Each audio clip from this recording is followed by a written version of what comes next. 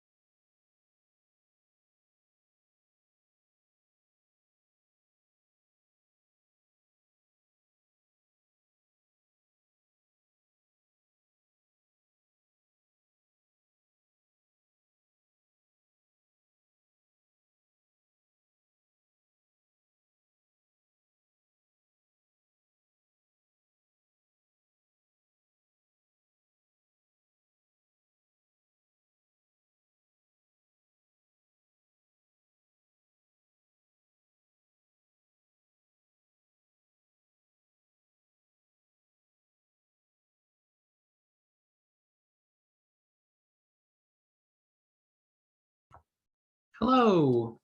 I have a face today. How is everyone doing?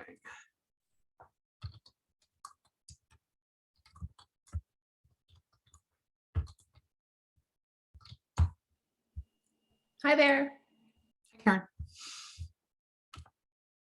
I hope everyone had a really great weekend and got a chance to find the balance between working on your term paper and recharging your batteries. I got a lot of emails about theses, which I was really happy to see because it means you're working and you're thinking, and it's always easier to work with a little bit of feedback. And I'm happy to give it. So I hope my responses made some sense. It also is just great when it's quite a few people doing it because it gives me a sense of how the class is doing as a whole. And now I can come back and talk to you all so that even for those who didn't get a chance to email me, I think I have a bit of a general sense of how everyone's doing. And so I am going to start off by just touching on some things I've noticed that I hope is helpful to everyone. We're going to give folks just like another minute. I have so much to cover today, so I buckle up. So I do want to start soon, but I'm going to give folks one more minute because we usually start at about 3 or 4 minutes after.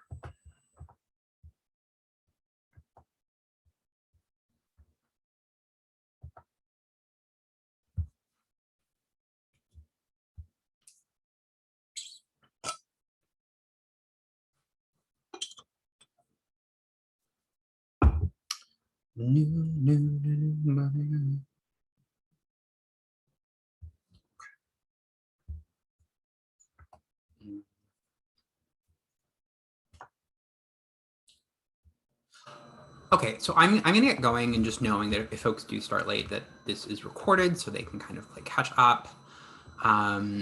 So again, welcome to week 3, everyone. It's the final week. I think I could be more on screen. There we are. Yeah, it's the final week. So you're doing well. We've made it. It's the home stretch.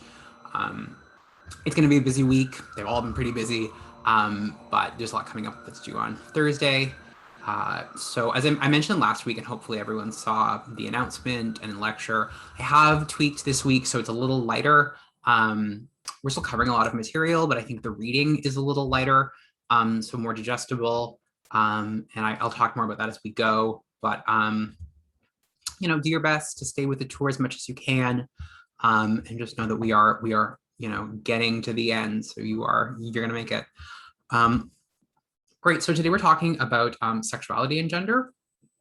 And before we get into that, I do want to just touch again, as I've done the last few days, on some advice, thoughts, and feelings I have around, I'm going to say this, around writing, kind of where you should be in your writing process, some things I'm seeing come up that I think is probably helpful. 1 second, sorry. I'm working on Wednesday's lecture and I have it open and it's going to get confusing real quick. Okay, all right. So I'm going to share my screen. I guess I never really got the hang of this. That's okay. Hopefully by the next time I teach, it will be in person. We'll all get to be in person. All right, here we go. So a reminder for this week, as this is mostly term paper related. So you do have to have a works cited list for your term paper, for your sources, and to help you build your term paper works cited list, I have made a Google or a Moodle document, which has all of the details for all the readings from this course, and you'll use that to build your works cited list. I gave a lesson last week on how to build a works cited list. If you don't have a preferred method, just use MLA because it's the example I've given you, and I think it's fairly accessible. But if if you're coming from an experience where you've already written using a style, like if you know APA or Chicago, you can use those. Those are fine. But when in doubt, just use MLA. And yeah, please refer to the bibliographic details that I've put up on Moodle, and that will give you everything you need to do to build your works cited list.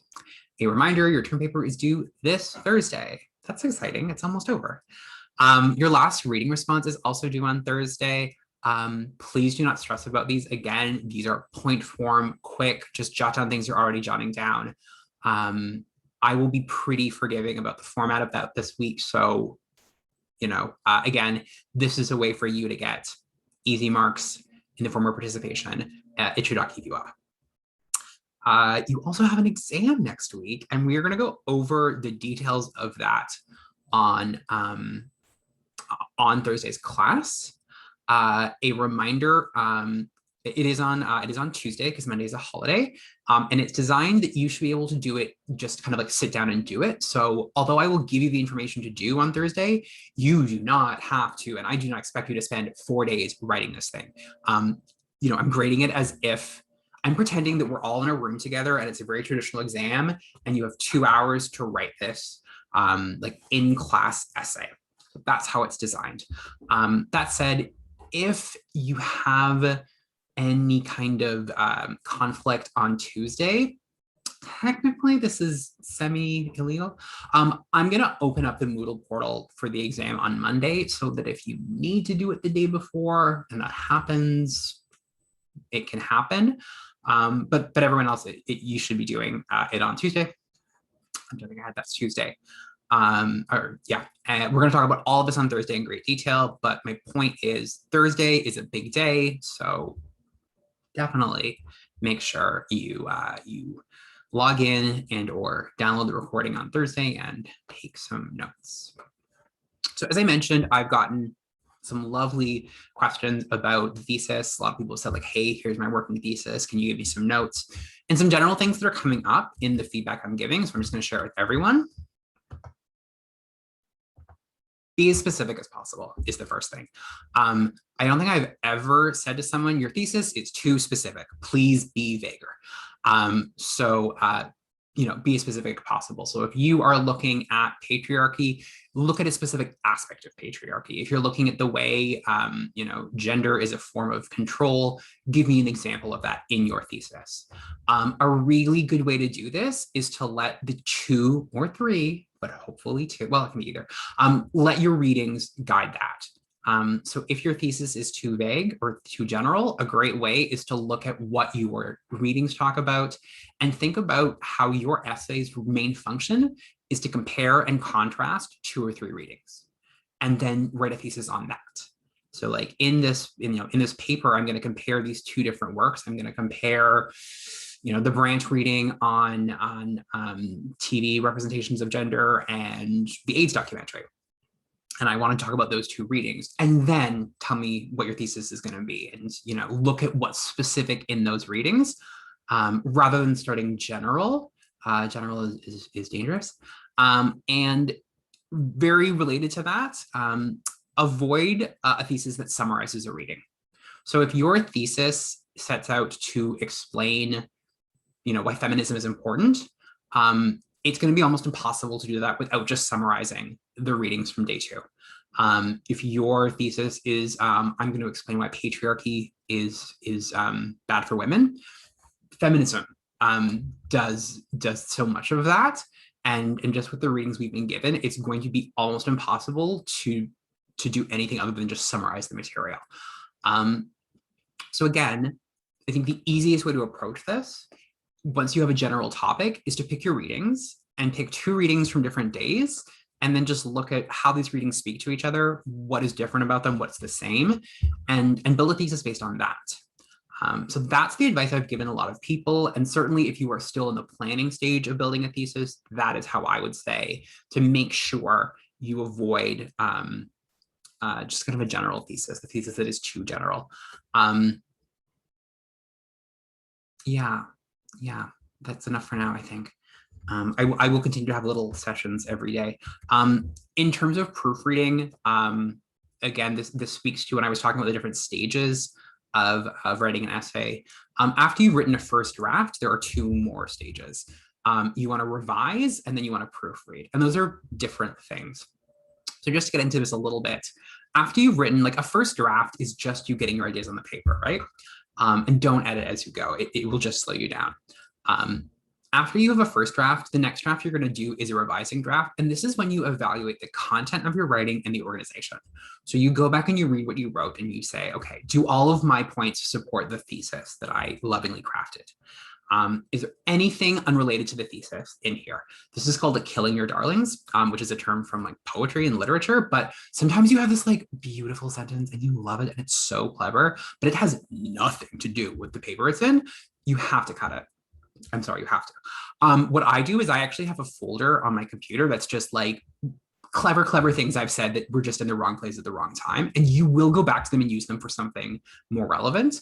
But no sentence, if a sentence is not related to your thesis, it's not helping you. It's working against you, even if it's the best thing you've ever written. Also, just look at like the order you've written things. Should I switch things around? Sometimes we write things in an order that makes sense for us as a writer, but the reader, it might not make a lot of sense to move through things in that order. And also take a look. This is just like in grading a lot of papers over the years.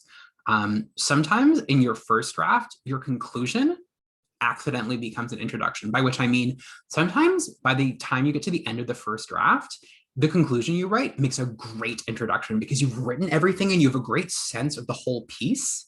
So often at the end of a first draft, it can make sense to delete your intro from your first draft, take the conclusion, make that your intro, and then write a new conclusion. Again, I very often will kind of circle someone's conclusion and say, this is the perfect introduction. I think that's just a function of what it does to your brain to write a first draft, is by the end of a first draft, you know exactly what you want to say. The proofreading stage is the next stage, and this is distinct. Once all of your ideas are solid, you're like, okay, I know what I'm saying, I've made all my points, everything makes sense, I like the order. Then you turn off your creative brain and you just go in as a robot and you just look for mistakes. And I don't recommend doing this too early because it can kind of get things out of order and you need to be kind of creative and generative early on. But the final draft is where you look for errors. You make sure your grammar is solid. There are no spelling mistakes. There are no typos. Some strategies I have for doing this. First thing is just reread all your work as slowly as possible. If you would have a friend read your work, that's amazing because they will catch things you don't. There are websites. I use Grammarly personally, and Grammarly is, there's a free version, there's a paid version. The free version is fine and it catches kind of general stuff, and it will catch things like syntax errors, grammar errors, spelling mistakes, words that shouldn't be there. Another thing I use a ton is I use the read out loud command on Microsoft Word. I'm sure this one for Apple. And I listen to a robot voice read my essay. One thing that's really hard about reading your own work and proofing your own work is we tend to read what we meant rather than what we wrote. Like I can read my own mind.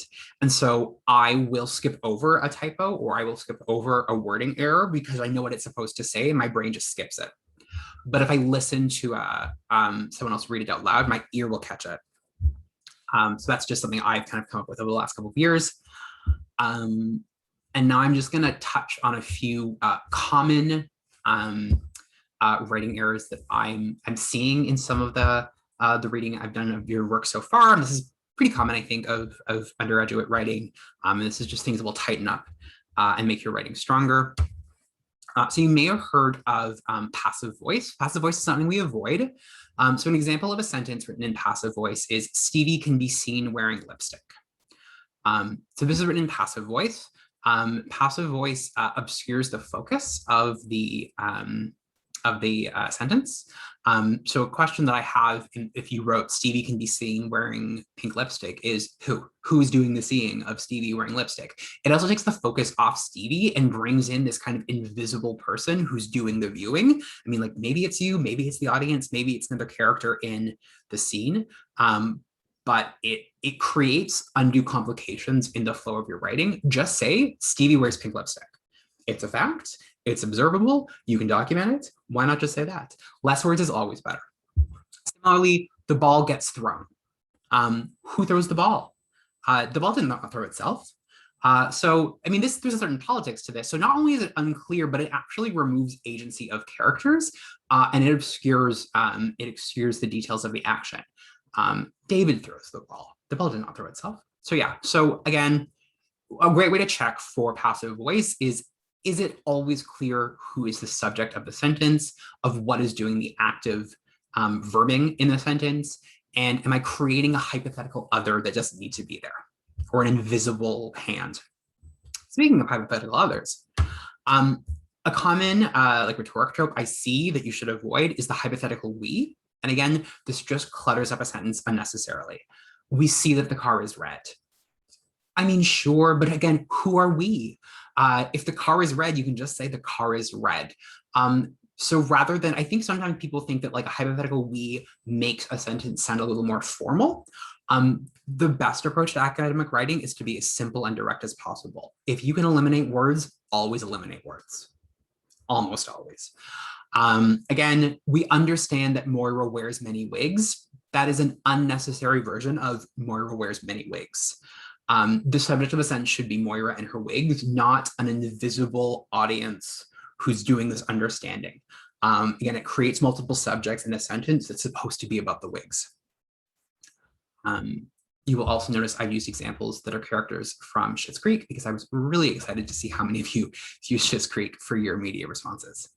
The last thing I'll say, and you've probably heard this before, is facts versus opinions. Watch out for opinions and using common knowledge. In this kind of academic writing, anything you mention or cite or bring up should be from a specific source.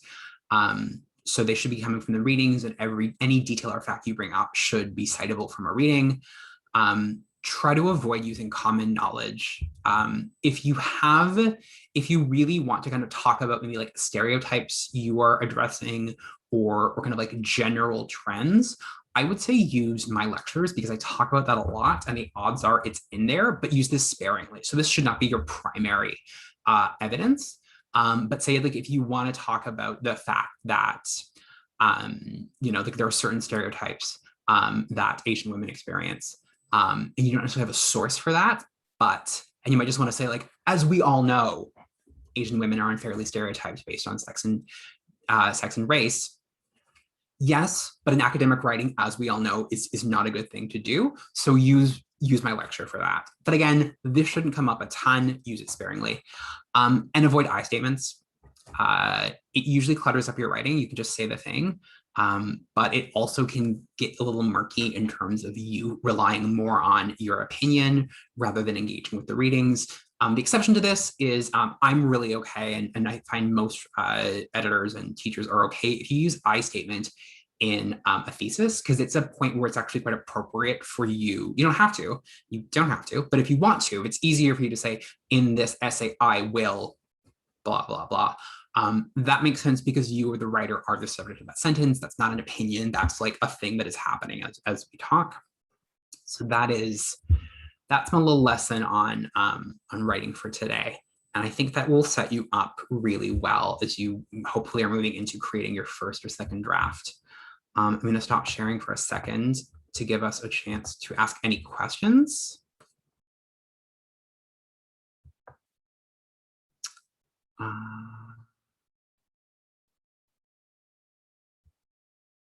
Okay. Um, okay, so one question I was going to talk about this at the end.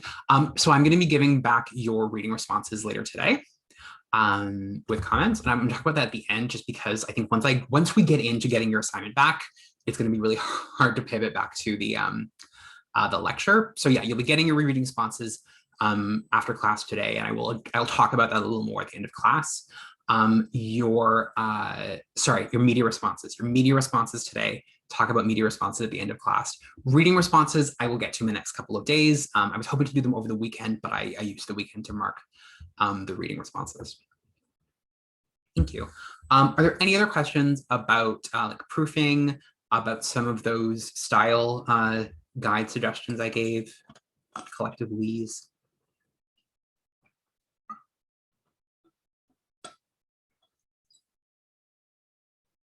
Cool. And please keep sending me questions if you have them about the paper, whether that's a thesis or you're getting a little further along and you've got a question about anything. I like doing that. It makes your writing better. It makes you also get way more out of the process of writing it if we've already had a bit of a conversation. So that your writing a paper is not all about your thesis needing to be stronger, but we can actually deal with some of the more kind of like advanced aspects of writing. So keep your stuff coming, and I will respond to it as fast as I can. Okay. Okay. I'm going to jump into the lecture. So I'm doing things a little differently today because we're dealing with, we're looking at sexuality and gender today. And the reading that you did were quite specific, and that was intentional because I'm thinking of people that might want to use this for their term paper or their exam. But the downside of that is we didn't get like a primer on like queer politics or sexuality the way we might have when we looked at like feminism. So I'm going to do that first. Before we get into the reading, I'm just going to do a little like queer history 101, which is really fun for me. So here we go. I will take a break after I do this before we get into the reading, and you'll have a chance to ask questions about this. And also, depending on how long I talk for, I'm going to try not to talk too long, but no promises. And I'm going to time myself just so I keep an eye on the time, because I do go on. Okay, so today we're looking at gender and sexuality. Key terms I'd like you to look out for are sexuality, LGBTQ+, heteronormativity, queer, and cultural appropriation. Just go on and jot those down. So sexuality as a term is an interesting one because, as most people are often surprised to hear, sexuality, the way we understand it, in that sexuality is an identity and someone has a sexual identity, is a pretty recent modern concept. So we'll do a brief history of sexuality in the West. So what does it mean that sexuality is kind of a recent invention? So same-sex attraction and same-sex love have existed across time and cultures. Like anthropological studies and history of sexuality back up that in most quote unquote pre-Christian societies, there is some form of today what we would call homosexuality. However, the idea that that is a defining characteristic of someone's personality is a fairly recent construction. I'm going to use a metaphor that I sometimes find helpful. I controversially like pineapple on my pizza. I do. It's not a very popular choice. It puts me in kind of the pizza minority, but I like the way it tastes and I kind of like the way it smells. I don't define myself based on my love of pineapple pizza. I would never move to a neighborhood in a city where I was closer to other pineapple pizza liking people because I just felt kind of safer and like more like I could be myself because of that proximity. No one would ever look at a playlist I made on Spotify and just by the music I listen to, be able to be like, oh, you like pineapple on your pizza, don't you?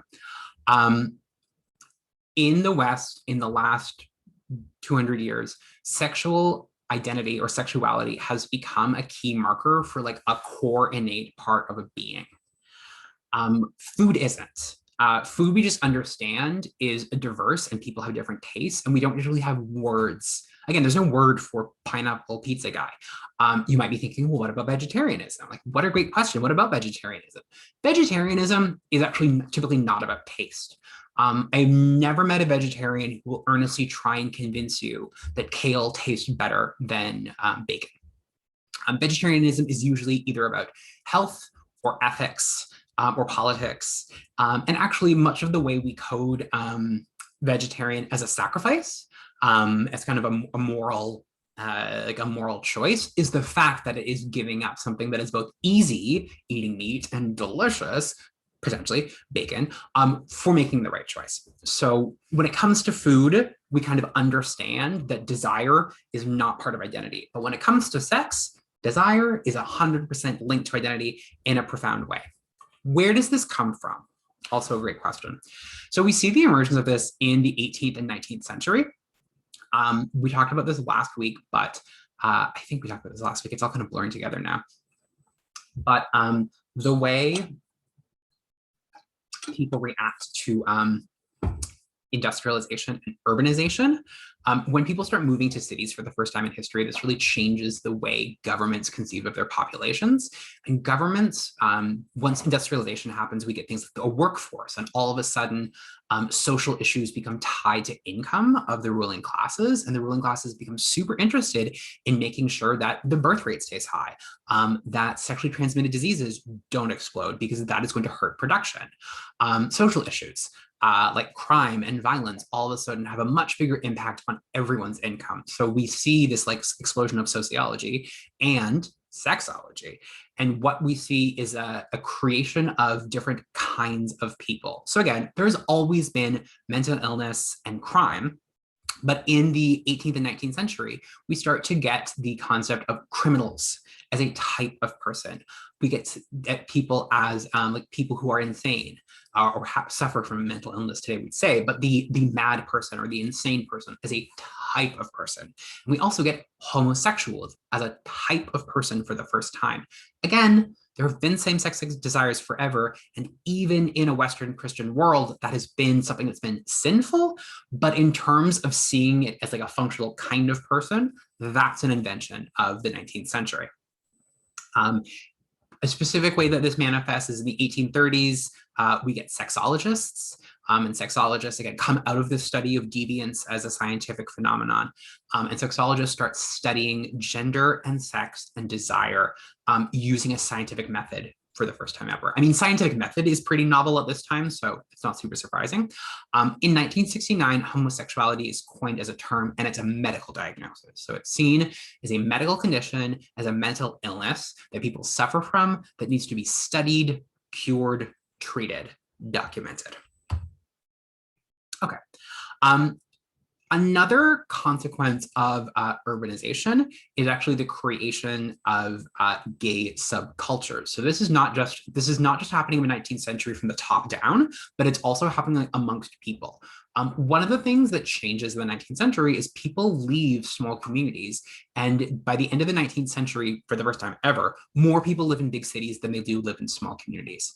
Part of this has to do with the way that the economics change and like move away from agriculture towards working in factories, industrialization, with mass transit. But all of a sudden, you have the majority of people in the world are living in large cities, and they are able to, people with same-sex desires can meet other people with same-sex desires in ways that they haven't had that kind of mass access to. And also the things that might have created checks and balances around really kind of exploring that part of themselves is very often living in small communities where your life, like your social life and your work life and your family life are really enmeshed. In a big city, it's way easier to be anonymous. If you work in a factory that doesn't really have any connection to your social life, your foreman doesn't know your parents, you didn't grow up with everyone who works on your factory floor, you're not engaged to your sister's cousin's, roommate. And so if someone has a desire or an identity that is contrary to the social norm, there is way more ability to explore that in a city. So we get queer subcultures, and capitalism and urbanization create that in a way that it hasn't been possible before. So this continues, as many things tend to do. Again, by the early 1900s, we're starting to get more distinct gay nightlife and urban cultures. Again, it's still illegal to be gay. It's still considered a mental illness, but it's not as policed as it tends to be after World War II. So like, it's not a priority of governments. The police are not kind of like hunting for it or going on really organized raids. It's there, it's bad, but it's also just not priority number one for a lot of policymakers.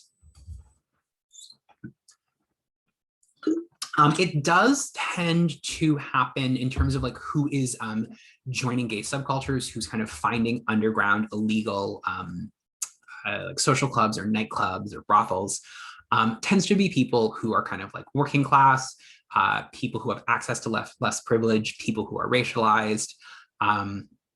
Because, again, because homosexuality is not actively policed, but seen as more of just kind of a vice that is distasteful, the people who really kind of avoid it and are prohibited by it are people who are upper middle class to upper class, and even really middle class people. Being openly gay is going to cost you a promotion at work, is going to cost you a respectable home, is going to cost you kind of like important social connections.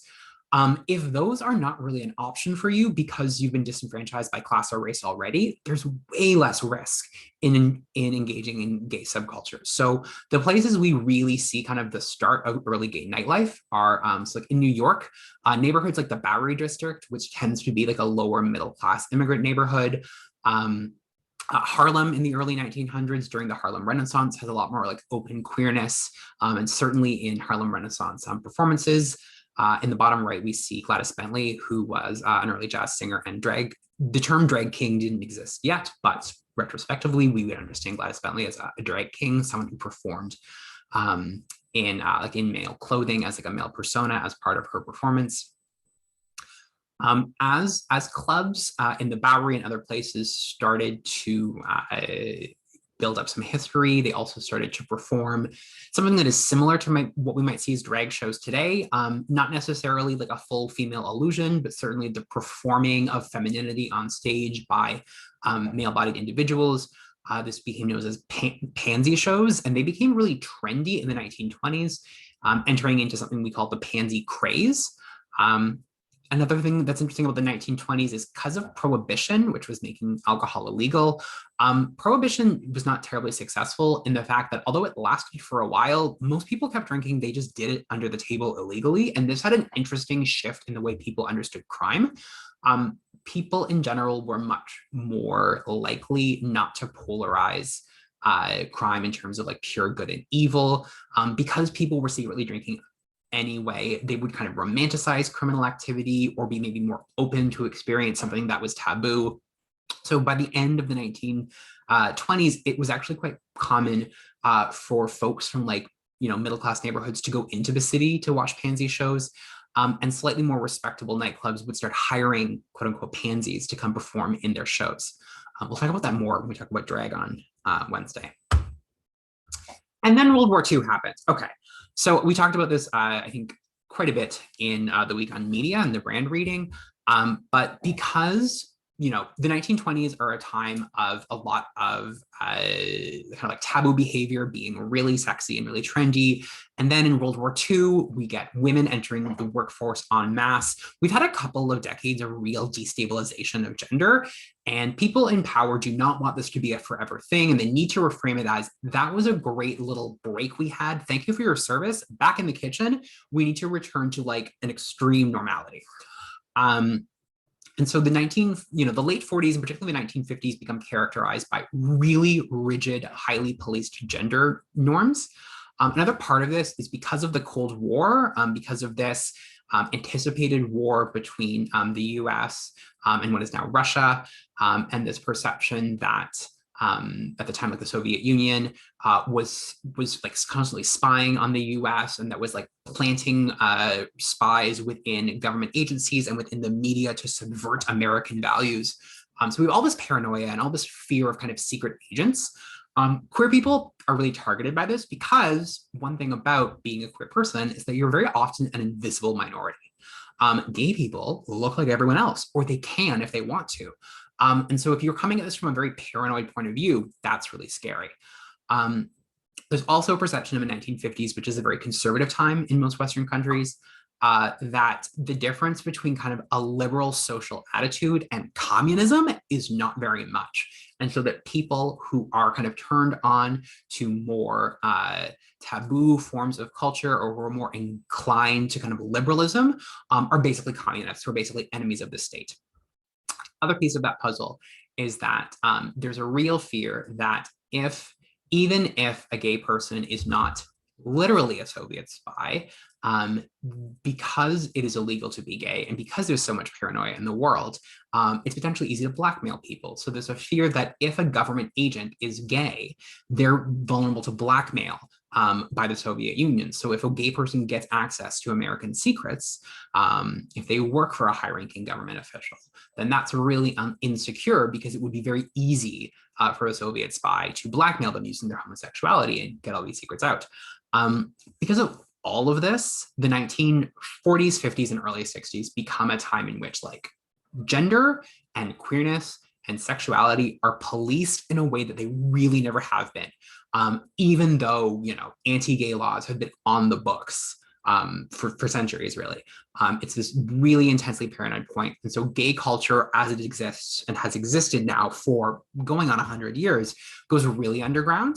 I mean, it's always been kind of underground, but it goes underground in a way that now it's being kind of actively hunted. It becomes very common. Am I here yet? Yeah.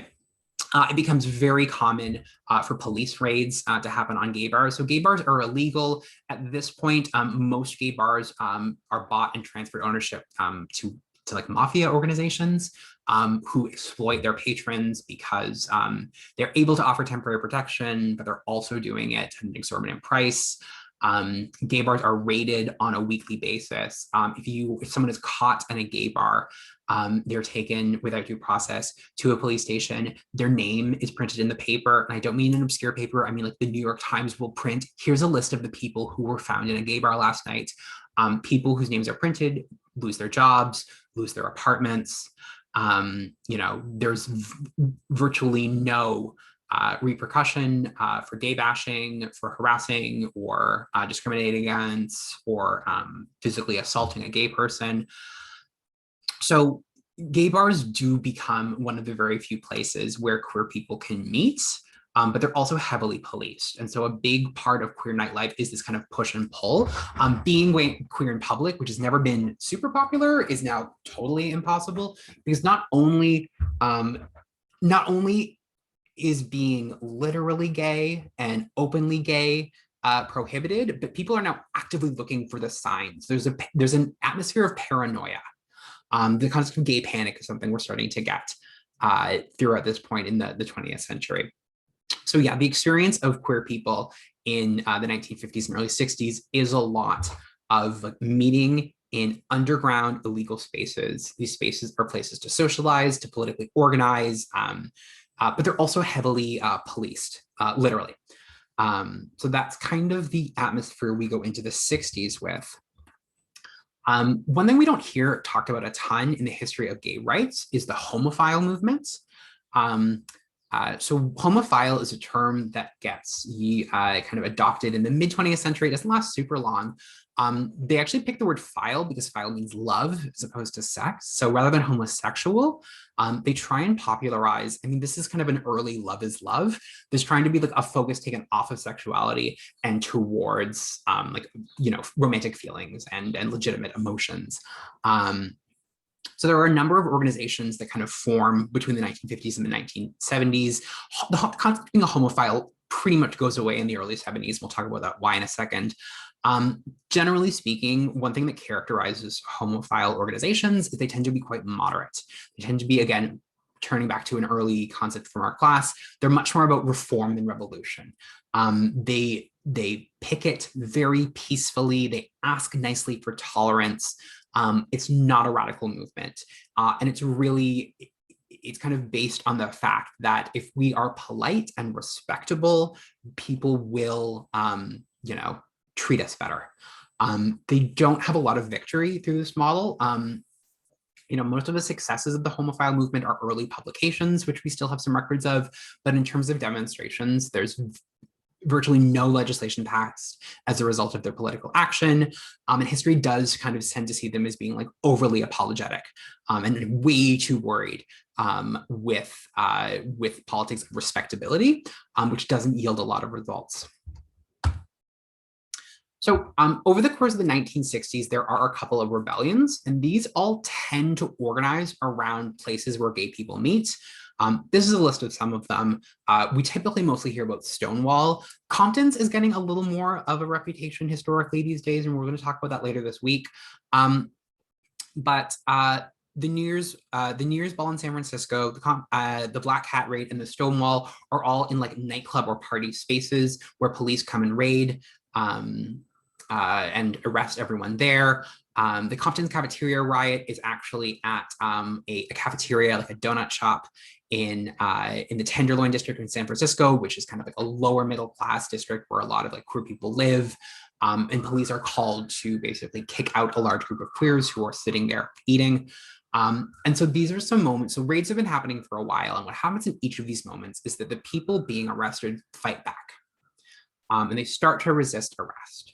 And I mean, we can see this as a slow building of this resentment, of this poor treatment, and also the fact that like after, I mean, ostensibly starting in the late 19th century, but certainly after World War II, is that more politicized networks are starting to build because as a result of being heavily policed, people are starting to see the need for real change. The idea of just kind of living under the radar becomes less and less acceptable, the more difficult it becomes to do that.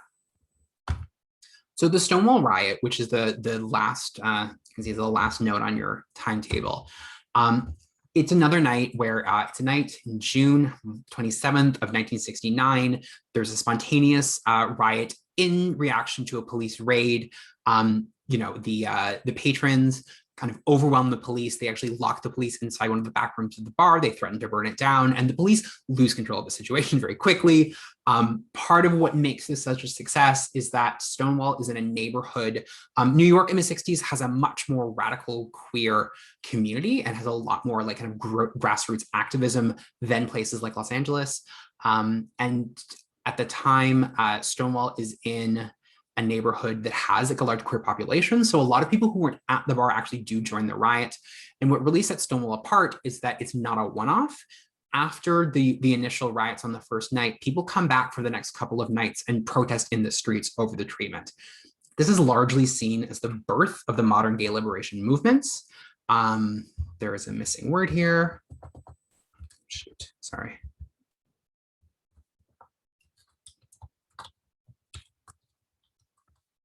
It leads to the founding of the Gay Liberation Front, which is actually a collection of gay organizations around the US that advocate for change, action. It essentially replaces homophile movements. And most homophile movements, most organizers of homophile movements, people who are radical and are frustrated with the homophile direction, join gay liberation movements under the Gay Liberation Front.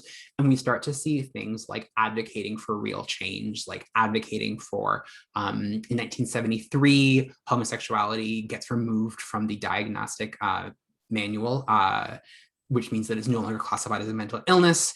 We get this gradual repealing of anti-gay laws. So it's no longer illegal to be gay by the end of the 1970s in a lot of Western countries.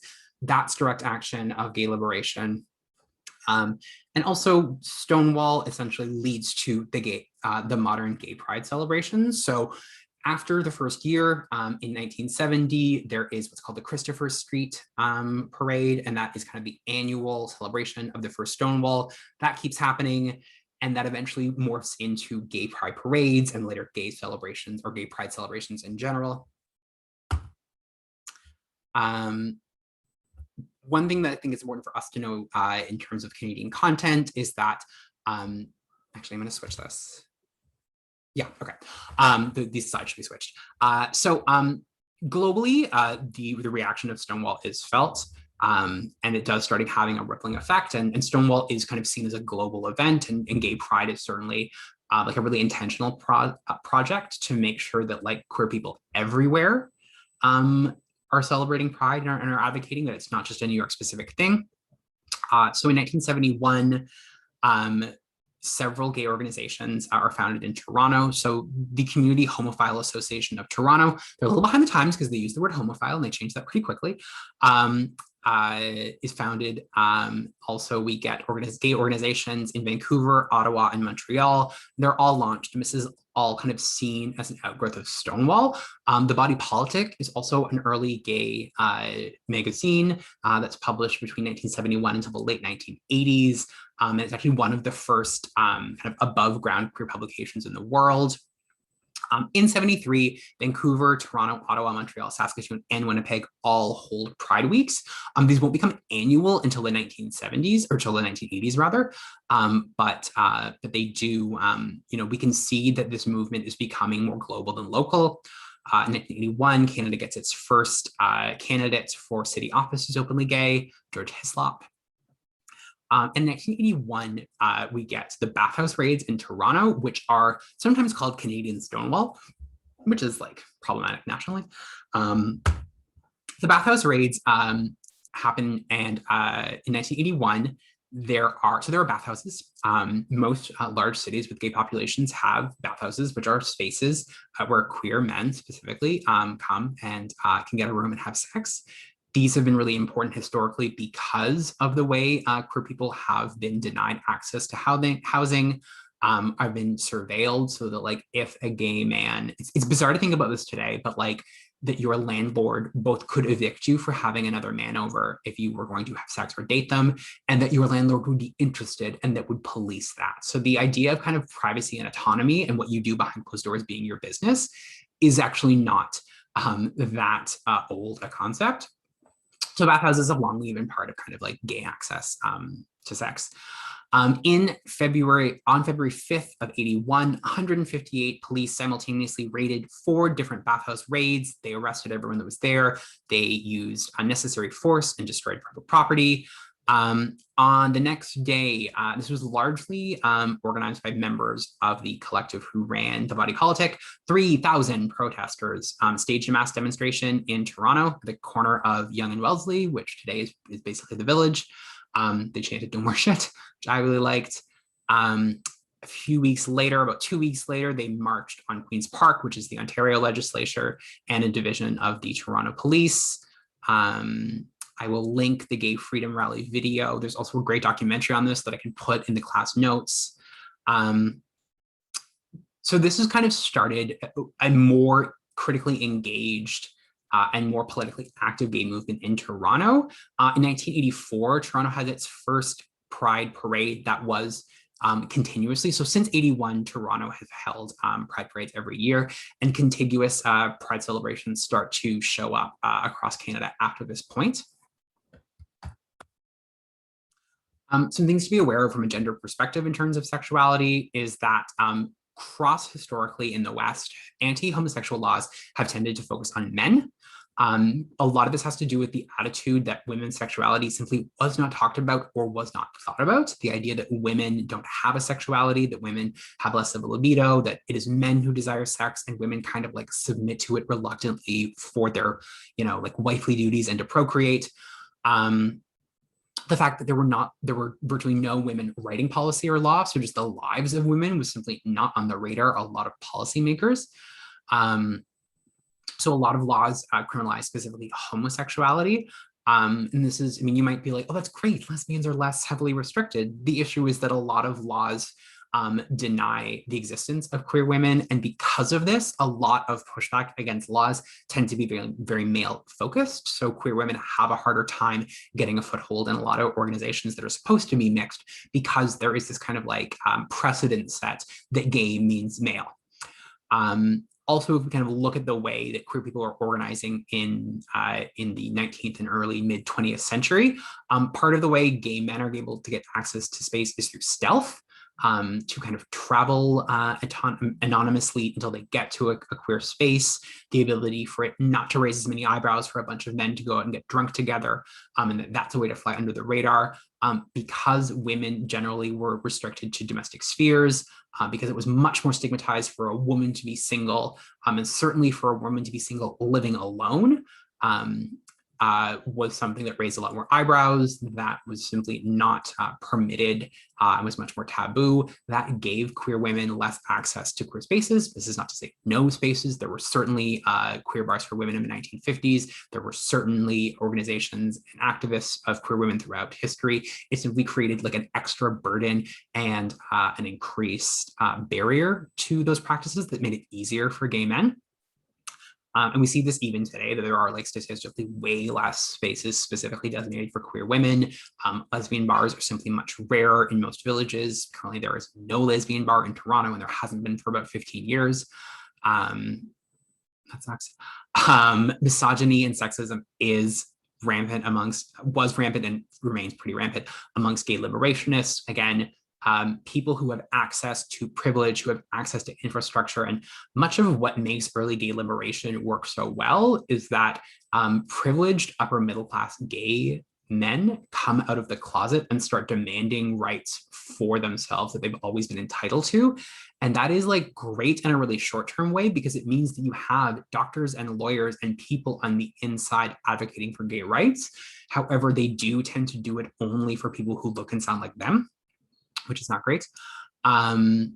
Also, a lot of like early gay liberation women were more interested, or I think because of some of these barriers, and because this is happening simultaneously to women's liberation, a lot of queer women self-identify more with the women's liberation movement than with the gay liberation movement, simply because feminism is such, because of intersectionality, that feminism addresses so many of the issues that queer women face. And, you know, continuing, there is a legacy of gay rights being dominated by cis white men. This is Jean Bobby Noble is a queer studies professor, or a gender studies professor, who teaches at York University. This is a line from a text of theirs that I really like. I've taught this text before. I didn't use it this time, but I do like this quote. And they're talking about their partner, who's a woman of color.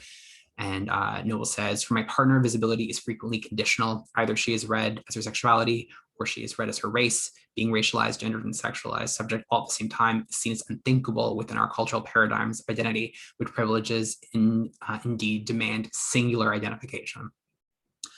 So I want to reread this and repeat this. That intersectionality is a big part of queer identity politics.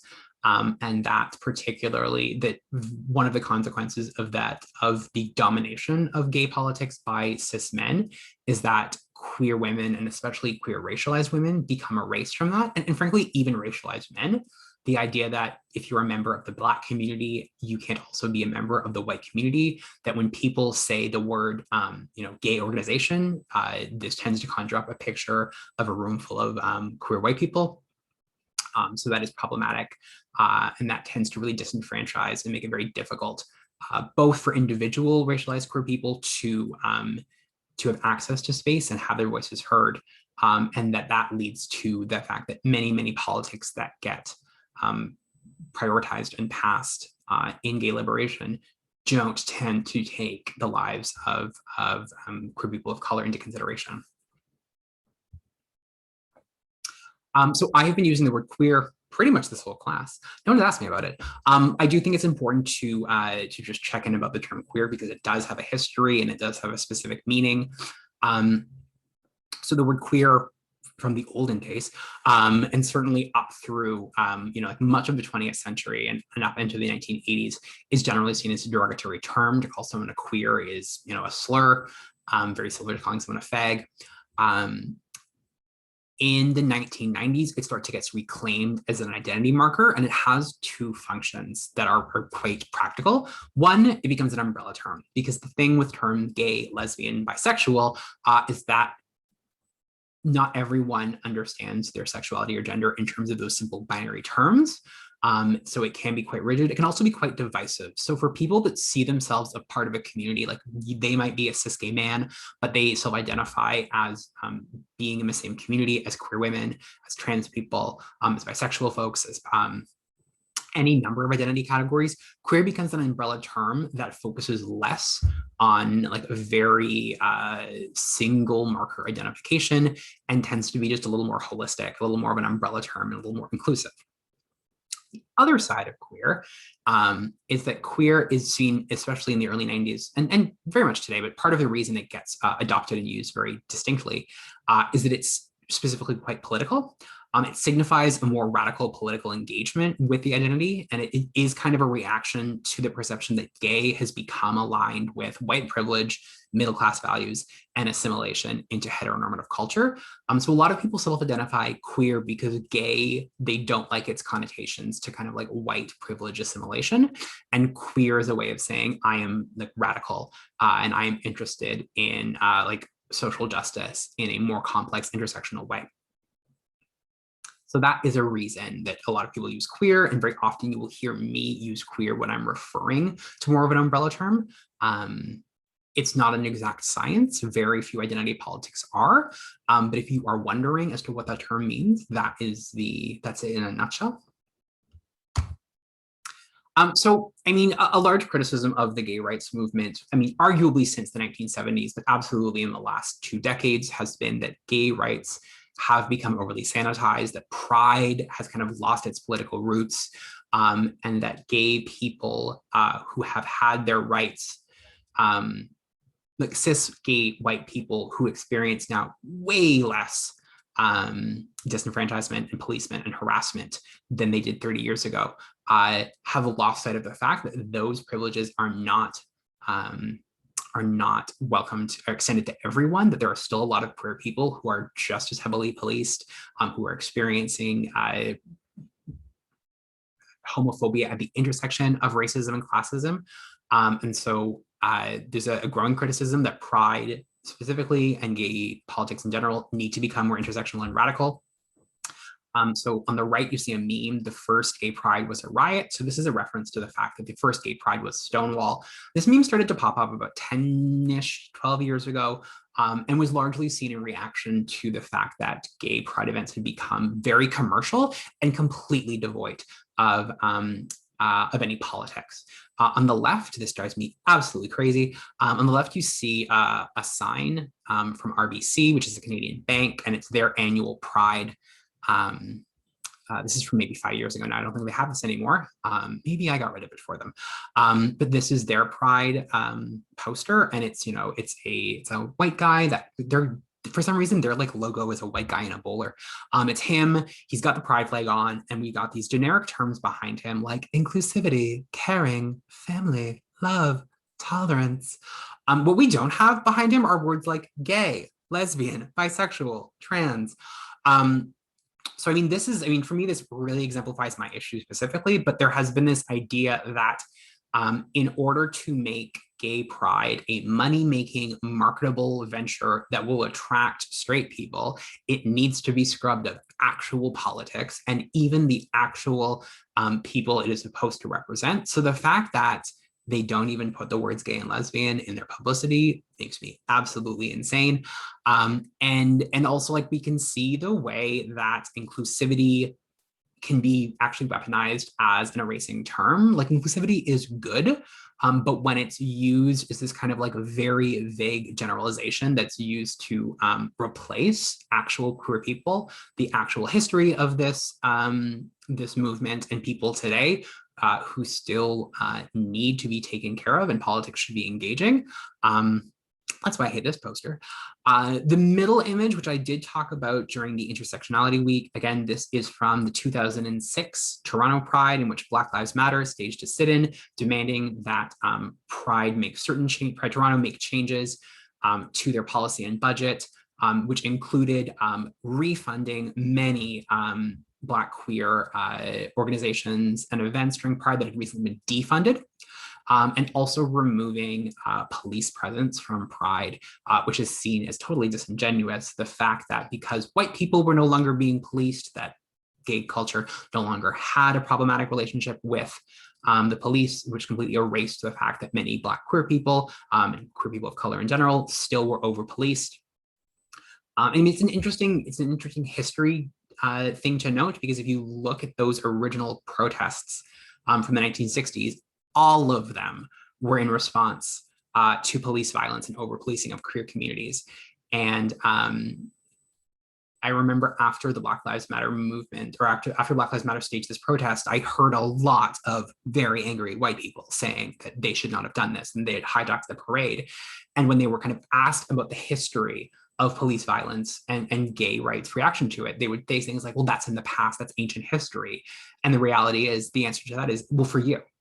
It's ancient history for upper middle class white people who don't have to worry about that anymore. But there is still a large percentage of the queer community who still face that over policing.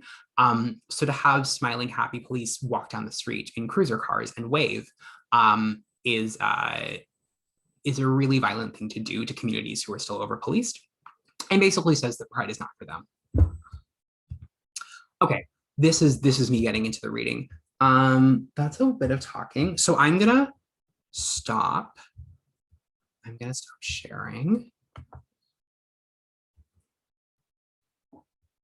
So what we're going to do some questions and answers. So if you have any questions about the reading, not the reading, we haven't done the reading yet. If you have any questions about the lecture, let me know. I see already a few in the chat. If you want to type them or just ask them, you can do that now. I'm going to start reading.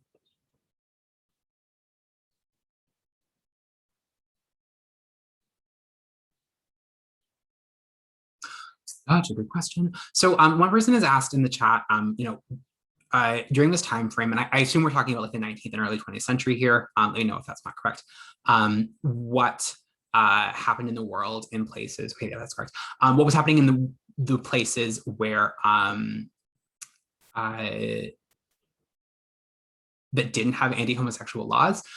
One of the consequences of colonization and just globalization is that because of colonization and also the dominant economic power of the West, the majority of the world had anti-homosexual laws during the 19th and 20th century, either because they had imported their own values, and like part of colonization, as we talked about, was erasing any other form of sexual identity and making other cultures illegal, so that these values of like anti-homosexuality were imported with colonialism, or in cultures that relied on contact with the West for their economy, many would start to adopt some of these policies to be seen as legitimate, to be seen as like good business partners. So there were very few, if any, countries at this point in history that didn't outlaw homosexuality.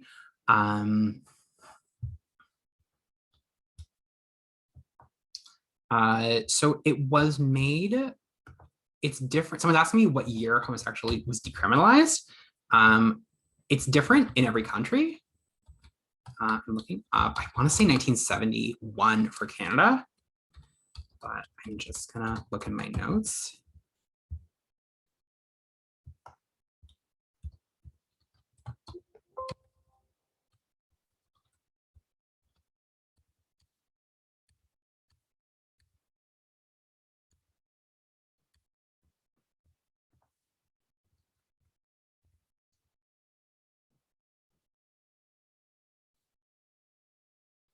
'69 in Canada, and I believe it was 70 for the US. And it was Trudeau. Trudeau has this like line that people love about like the state has no place in people's bedrooms, which is great. The history of Canada's treatment of kind of like intersectional queer identities is not as great, but it's a nice soundbite that people like.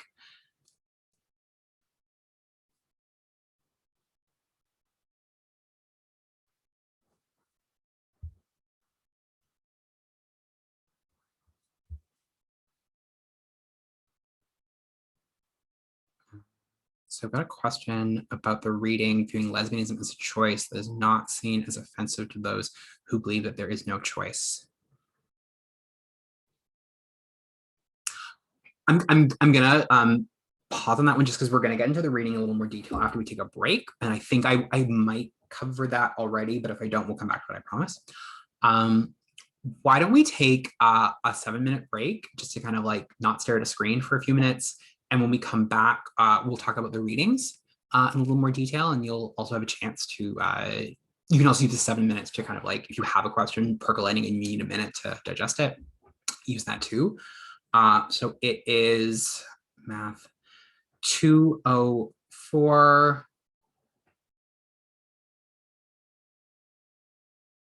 Let's come back at 212. 212. That's good. Okay.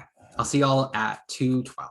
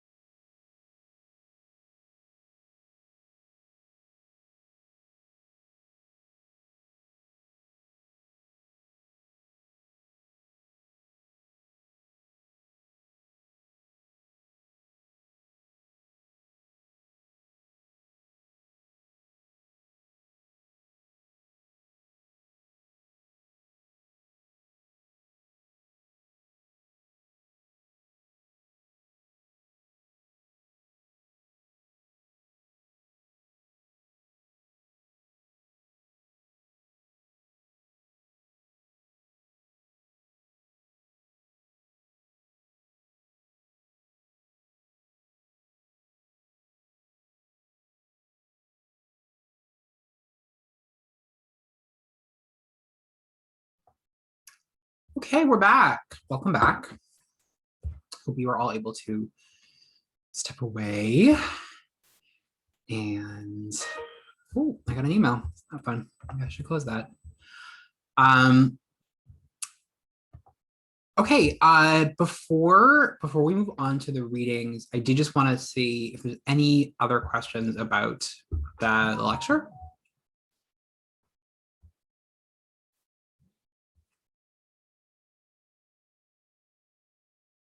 That's okay. So what I would like you to do, so we're gonna do breakout rooms. So I would like you just to take 2 minutes and jot down. If you did not come today with a discussion question, take 2 minutes and jot down a discussion questions about the reading. If you did come with a discussion question, maybe add a second one and see, is there anything the lecture raised that gave you like a new question about the readings, or there's like some like information there that you are curious about, or if that just kind of shook anything loose. So yeah, take 2 minutes, jot down some questions, and then I will ask you to go into your discussion rooms. Okay, you have 2 minutes. Go for it.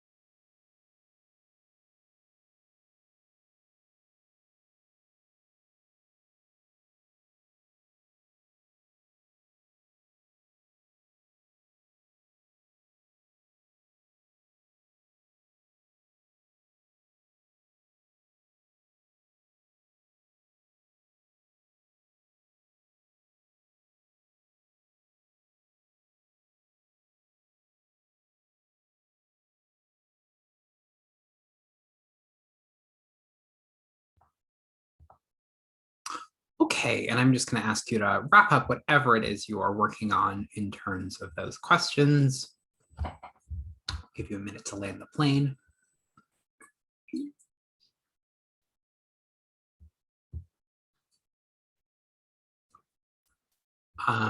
And I'm going to put you in discussion groups. I'll give you about 10 minutes to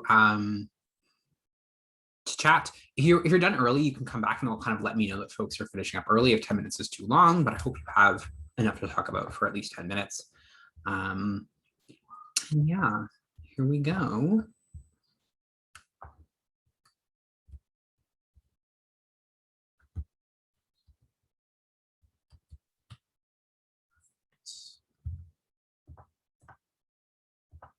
Okay, you should have your invitations. I'll give you a 2-minute warning as always.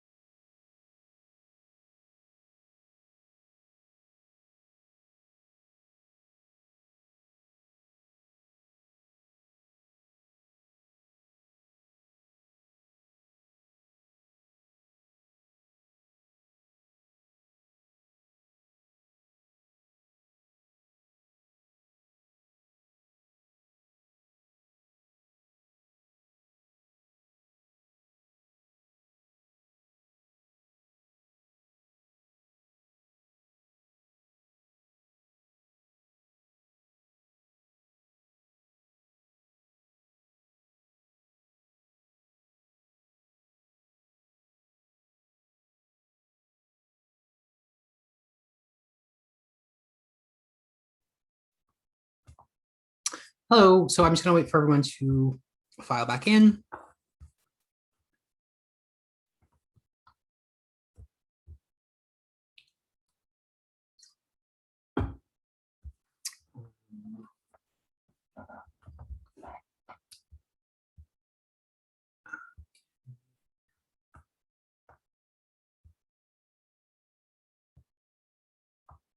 Great. So I will now ask if anyone has anything they want to share. Either you can write it in the group chat, or if you want to just say it out loud.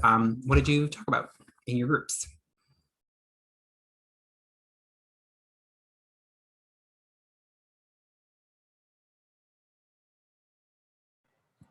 Hi, I brought up the question that I thought it was really curious why we always need to know why things are the way they are. Like, why does it matter if someone is born gay or made a choice or whatever? Like, Right. that part really bothered me. And then I also was thinking about, like, after when you did your talk this morning, after the Cold War or after the Second World War, if we would have come back and just said, okay, women are working out of the home, let's just figure that out from now on in, how different would the world have been, kind of thing. I don't know. Yeah. Yeah. Absolutely. I think there's the whole thing about like the bonkers thing about the 1950s is the way it's marketed. There's this whole branch of academia called nostalgia theory, which I'm fascinated by, but the 50s is kind of pitching itself as a return to normal, is a normal that never existed. It's a fiction. Yeah. And it does kind of break my heart when you look at like everything that was happening in the 20s and 30s and 40s around gay, like early like gay rights and science and women's what could have been second wave feminism happening 20 to 30 years earlier if that had just been allowed to continue. Mm-hmm. Someone write a speculative fiction novel about that. I will buy it and I will cry while I read it. For sure. Yeah. Wow. Maybe I'll do that maybe that's my July project. Writing a book. I'll just like write a book in a month that's just Okay. like a Let me know what it is. utopian, yeah, a utopian history of queer and women's rights. I'd like to read it. Okay. I'll let you all know how it goes.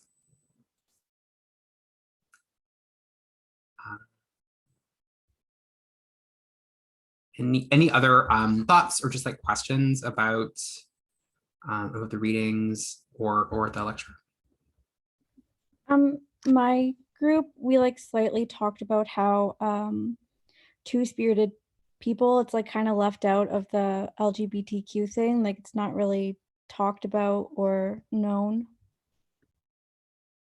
Yeah. I mean, certainly in like the history of like gay politics and organization, that it was so not a part of that conversation because again, like the people leading the conversation, I will talk about this more tomorrow, but yeah, like that so much of the gay rights movement, I almost said agenda, what was dominated by like cis white men. So like any kind of racial experience was suppressed, and certainly discussions of like how indigenous people were part of that conversation was uh yeah was so suppressed and so just kind of like ignored. And Hunt talks about that in the reading too, that like even today, um, that within, I mean, this is part of the thing about the importance of intersectionality. And Hunt talks about the fact that like, indigenous spaces don't talk about um, two-spiritedness because queerness is seen as kind of an outside issue.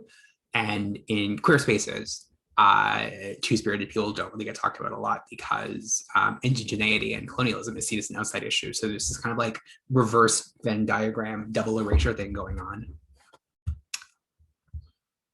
There's some text. I'm going to read it.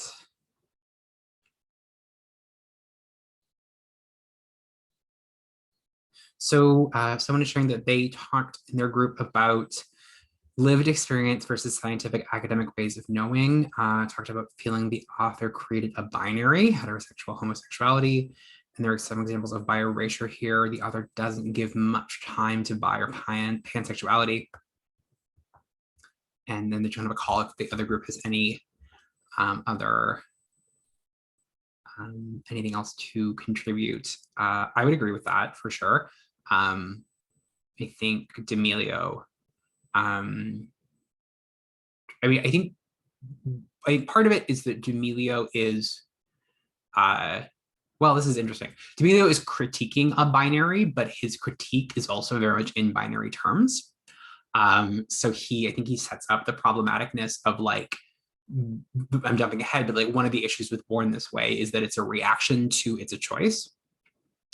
And that creates a binary. And there's some like, I don't know if he discusses this, but I think he discusses it briefly, and I think we can extrapolate more that one of the issues with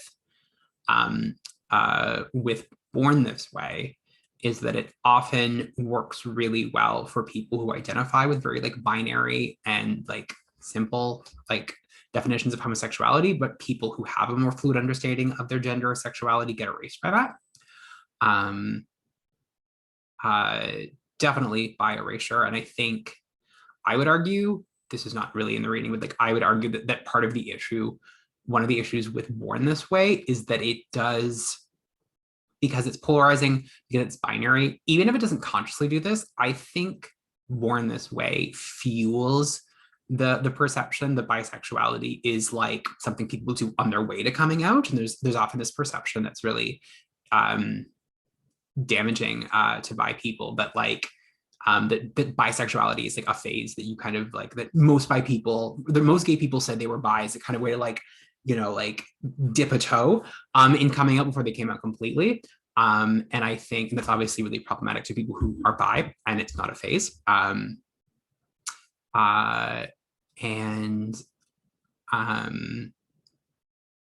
yeah, and so I think in a sense, any kind of like binary between homo and heterosexuality does contribute to that.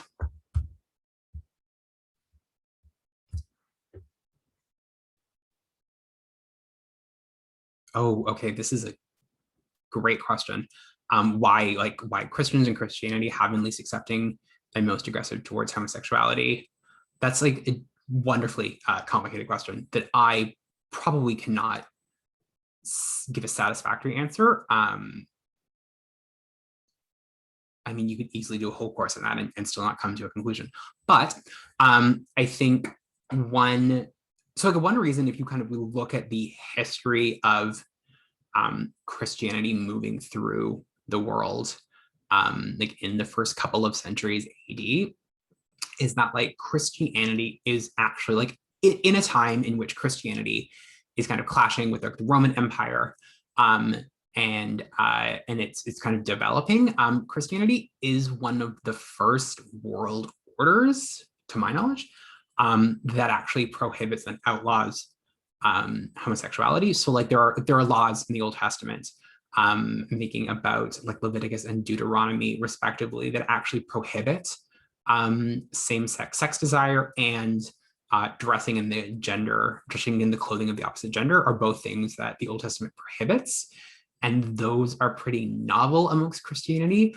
I think I mentioned this last week, that there are actually some theorists that think that one of the reasons that Christianity adopted this was that it was actually a way to target pagan religions, because so many non-Christian cultures incorporated same-sex sex acts into their cultural practices, like socially, and because adopting the dress of another gender was very common in ritual, or was common with kind of like indigenous cultures, was like common spiritually.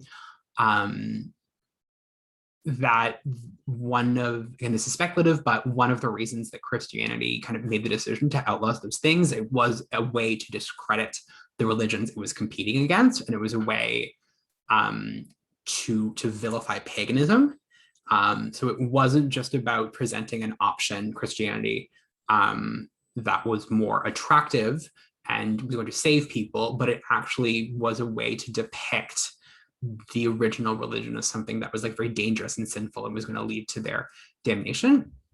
I mean, and as to why that becomes more of a sticking point, and why like mixed fabric is less of a hot button issue today, even though they're both outlawed, is like more complicated, and again, over the course of Western culture, that homosexuality's criminalization and like policing isn't consistent, and that it is a priority. It's something that ebbs and flows and becomes a lot more aggressive in the last 200 years. That is a question I don't have an answer to, but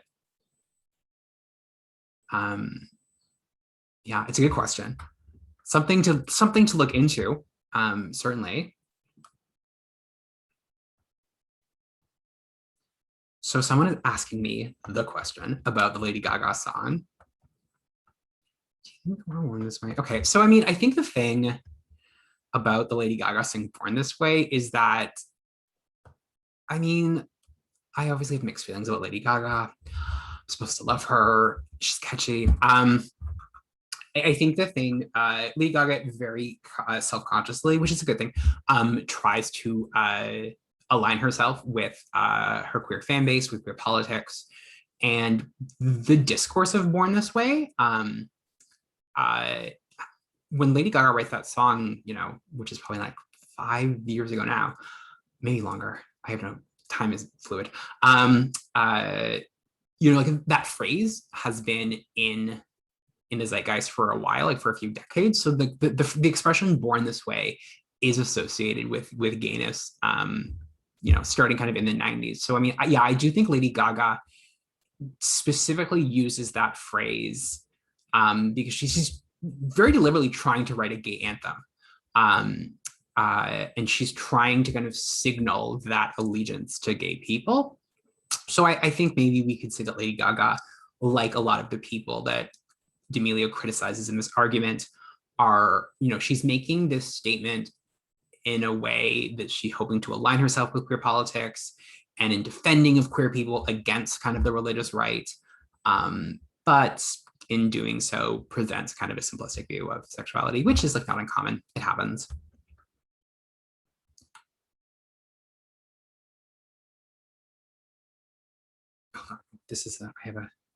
I gotta read some stuff here. Hold on. The second article was written in 2005, and since then, the term queer has been increasingly embraced within the community as a non-specific self-identifier.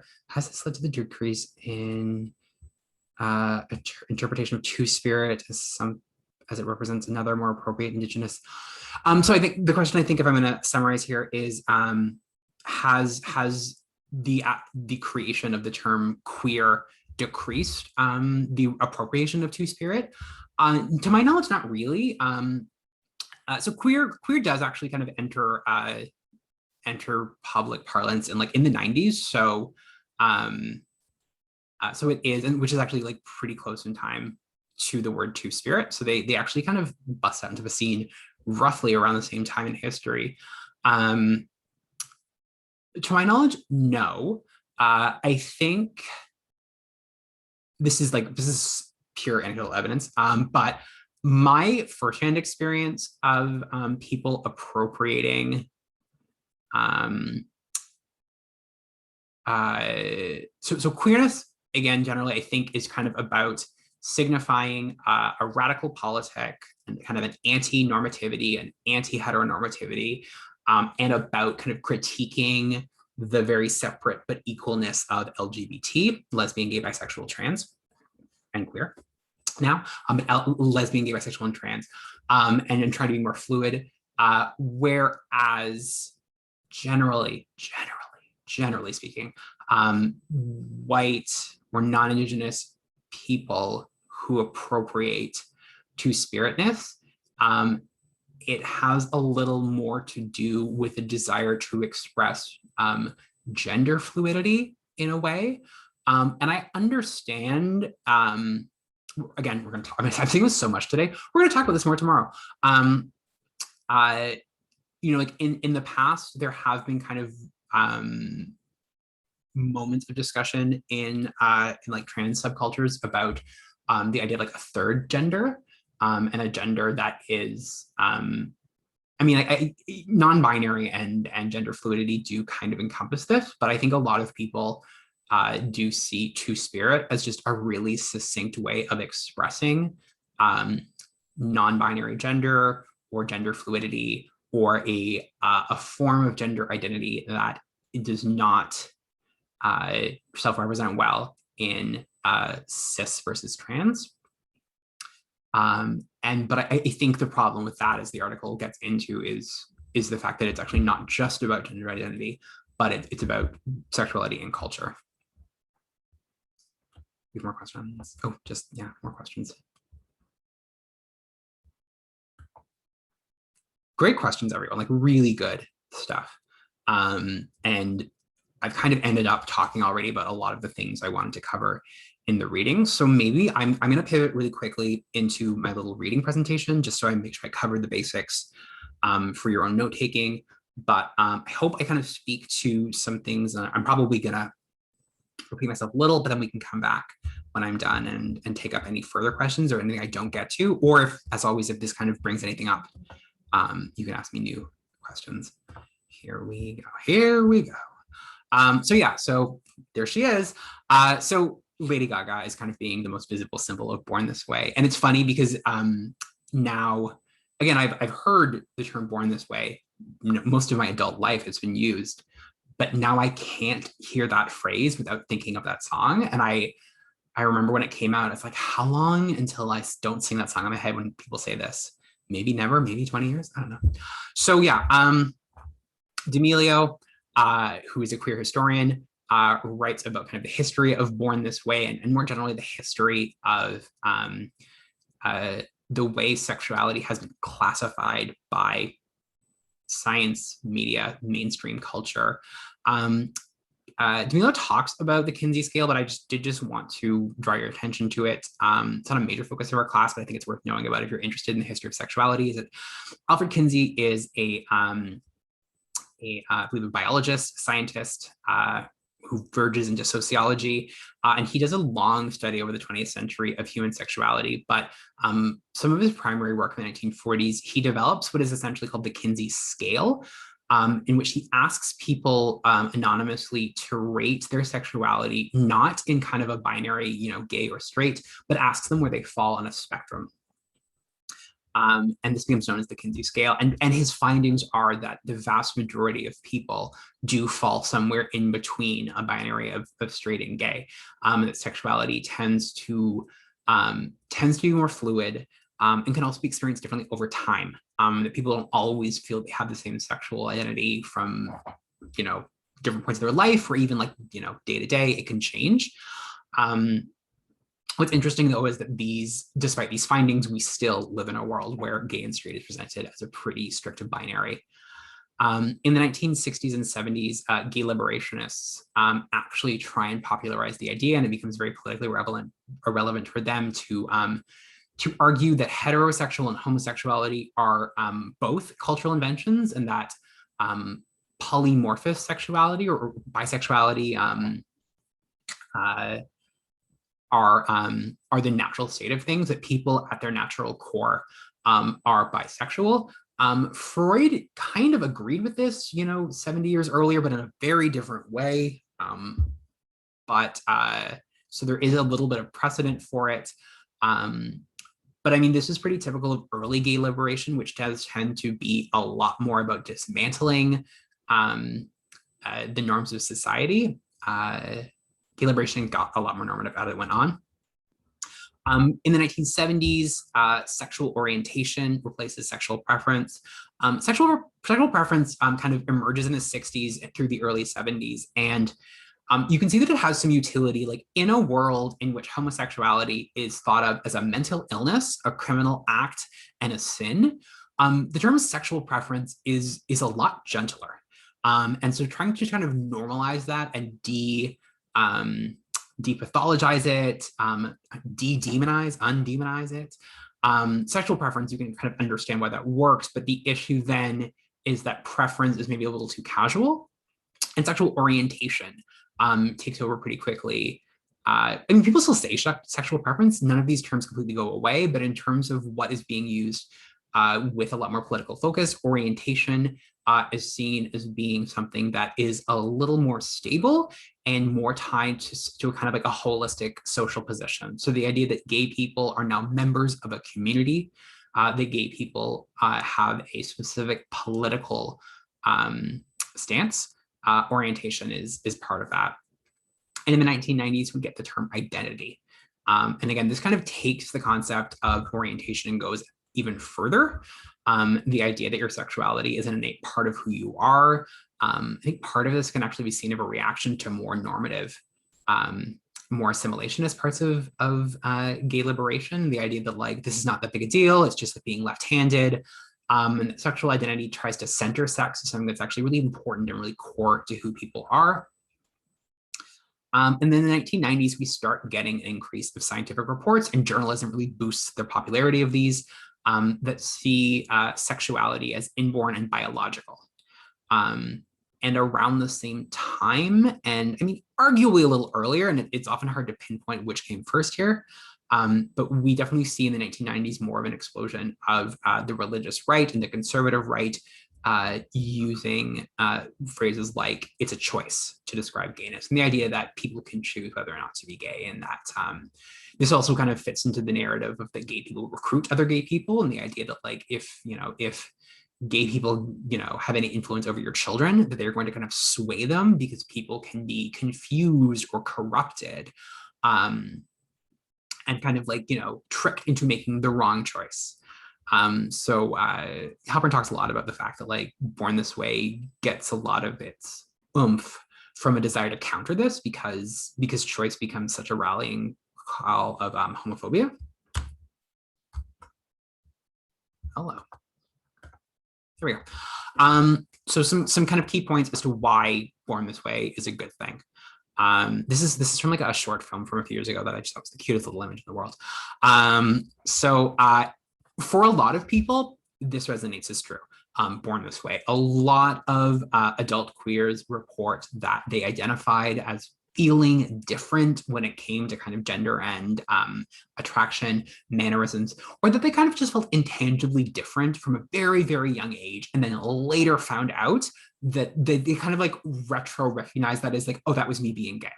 I was just a little different from all the other kids, and my gender presentation, my gender performance was just a little different. I always wanted the pink cupcake, and I never knew why I felt like that. So Born This Way kind of fits with that. Generally speaking, it has a lot of support from the scientific community. I'm using the word support really intentionally as opposed to evidence there, which we'll unpack in a minute. But generally speaking, it is a really helpful way of aligning gay politics and queer politics with science, which is also always helpful. And because opponents of gay rights claim it's the opposite, so again, it just kind of works as a beautiful counter to It's a Choice because it's kind of the opposite. It's also really helpful for building political unity. If gay people are fundamentally a different kind of people, if you are literally born this way, gay culture starting in the 1960s and early 70s makes a really deliberate choice to model itself after an ethnic community.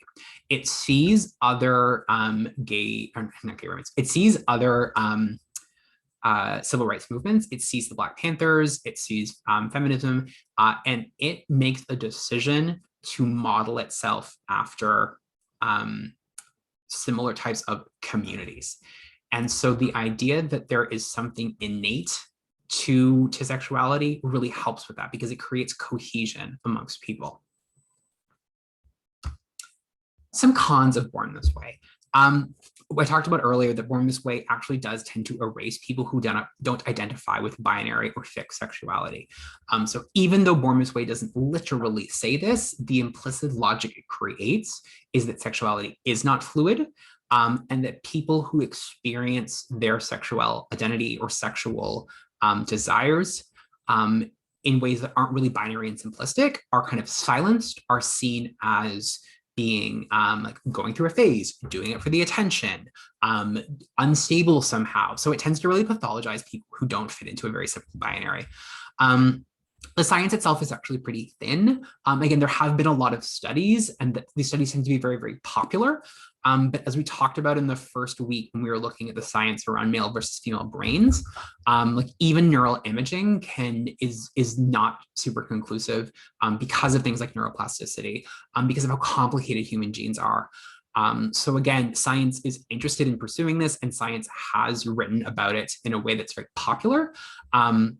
But that's actually a very dangerous place to put ourselves in, because this argument could fizzle. And if that's kind of what we're hanging our hat on, that can be really dangerous. In defining gayness in opposition to it's a choice, it actually still treats homophobia as the authority. And it uses basically the logic of homophobic discourse to organize gay identity. So, I mean, that's kind of a mouthful, but if we think of, if we take a step back and think of what we do kind of have a choice in, what queer people have a choice in is how they're going to conceive of their identities and conceive of the way they relate to each other and the rest of the world, is that using an identity and a way of understanding themselves created by homophobia is maybe not a great way to do that. Even if it's a resistance to that, it's still in reaction to that. The other point Jamila makes, and I really liked this was a really good point that I think we don't talk about a ton when we talk about Born This Way, is that it actually it doesn't address, and it almost reinforces internalized homophobia. One of a really close synonym to Born This Way is kind of like saying it's not my fault or I'm not to blame. So, I mean, again, if you look at this in the relation of the debate between Born This Way versus it's a choice, Born This Way kind of says it's not my fault I'm a sinner, or I can't help the fact that I have this like deviant part of my personality, so I shouldn't be punished and I shouldn't be blamed. And I mean, that's something that like sexologists were claiming in the early 1900s when they were just trying to get homosexuality decriminalized. And they were kind of saying, it's like, listen, it's a mental illness. You shouldn't punish people for being sick. Which is horrifying to think now. At the time, it was kind of a revolution that we shouldn't lock people up for being gay. And again, Born This Way is not literally saying that, but Born This Way doesn't actually push back against homophobia in a way that questions it, or that questions like, why is it such a bad thing to be gay? Or why, as someone was saying, Karen, you were saying earlier, like, why do we need to understand or define this? People don't ask where heterosexuality comes from. I mean, they kind of end up doing it in proving that homosexuality is unnatural. But yeah, that the logic of Born This Way has an application that can be, if not directly homophobic, that doesn't dismantle homophobia, which is something we should be doing collectively.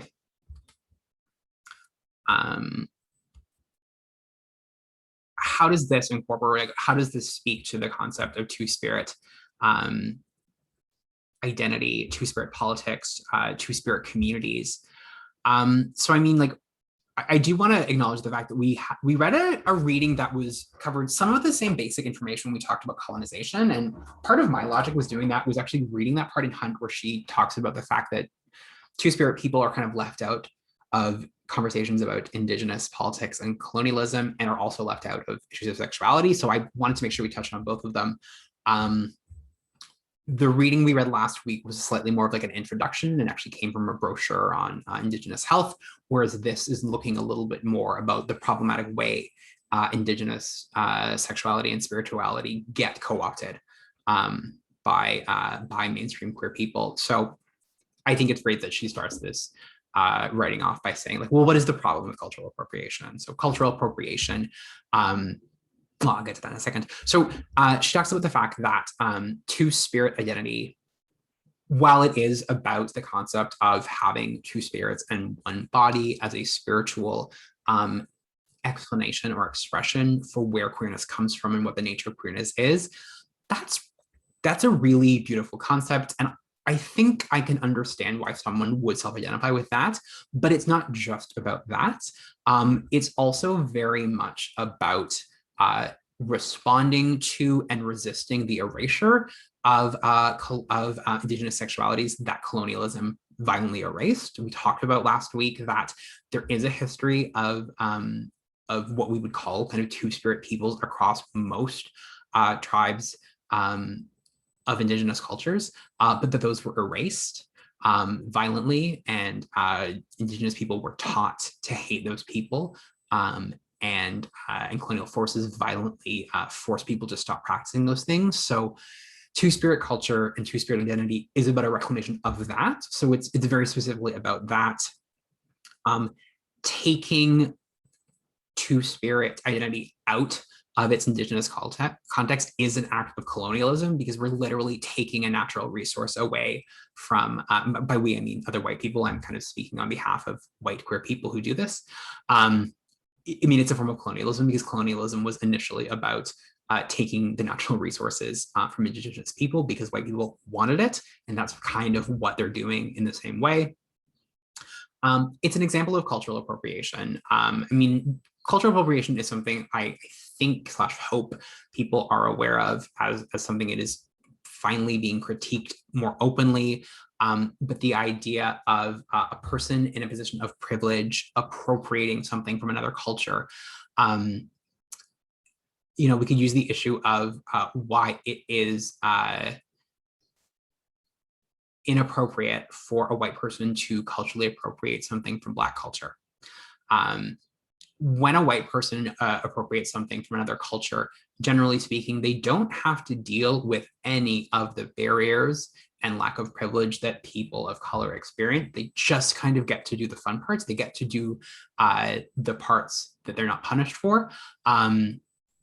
For example, like Black women who wear braids or who style their way in a kind of like culturally specific Black aesthetic are often told by managers that they're not dressed professionally. White women don't receive the same kind of criticism. It's seen as more of like a style thing that just makes them seem a little like cooler and edgier.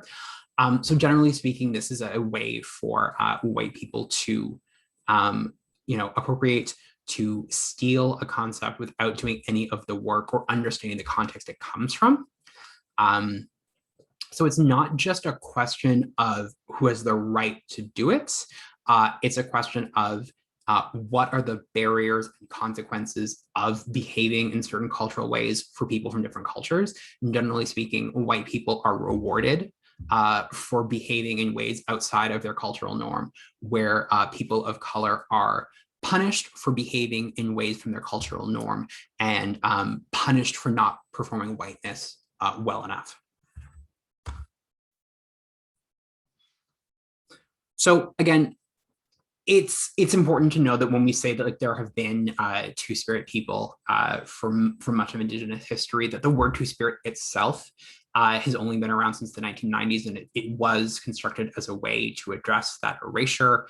To go a little more into what the concept is trying to reclaim, is that like in many cultures historically of Indigenous origin, there was, not necessarily with total uniformity, but a trend that saw people who express different genders or express sexuality that wasn't what we would call heterosexual as possessing male and female spirit in the same body. And that was seen as connected to both their sexual and spiritual identity, and often translated into their role in a culture. You know, not every Indigenous culture had simply 3 genders or sexualities. Sometimes up to 6 different genders could be present in a culture. And that two-spirit identity did not interact. So like the way Indigenous cultures understood sexuality in terms of two-spiritedness doesn't graft very well onto the way we understand sexuality in the West today. You know, so one example is that like if a queer woman is in a relationship with a straight woman, you basically have 2 queer women. The idea of being in a same-sex relationship defines that sexuality, because there is that assumed essentialism and lack of fluidity. Whereas, or at the very least, you have 2 bisexual women, or a queer woman and a bisexual woman, or a gay woman and a bisexual woman. But Hunt makes the point that is, I think, understandably difficult for us to wrap our heads around in a Western paradigm, is that, you know, a female-bodied two-spirit person in a relationship with a woman would not necessarily be considered in a same-sex relationship, and that the woman who was not two-spirited, it would not affect her like sexual identity in terms of the way she was seen socially, because it just like it did not have the same connotations, and we can't, we should not graft Western contemporary notions of sexuality onto to other cultures. So I think I have talked about this already, but again, two-spirit identity was created to combat the erasure and violence of colonialism.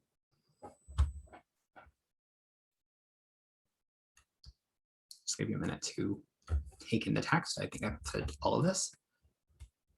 And like fundamentally, two-spirit identity is a decolonial practice. And so we think of what, again, if you look at kind of like the reason or function of identifying two-spirit, and if a white person is to say, it's like, well, it just expresses who I am so well. It's like, well, that's not what it's here for.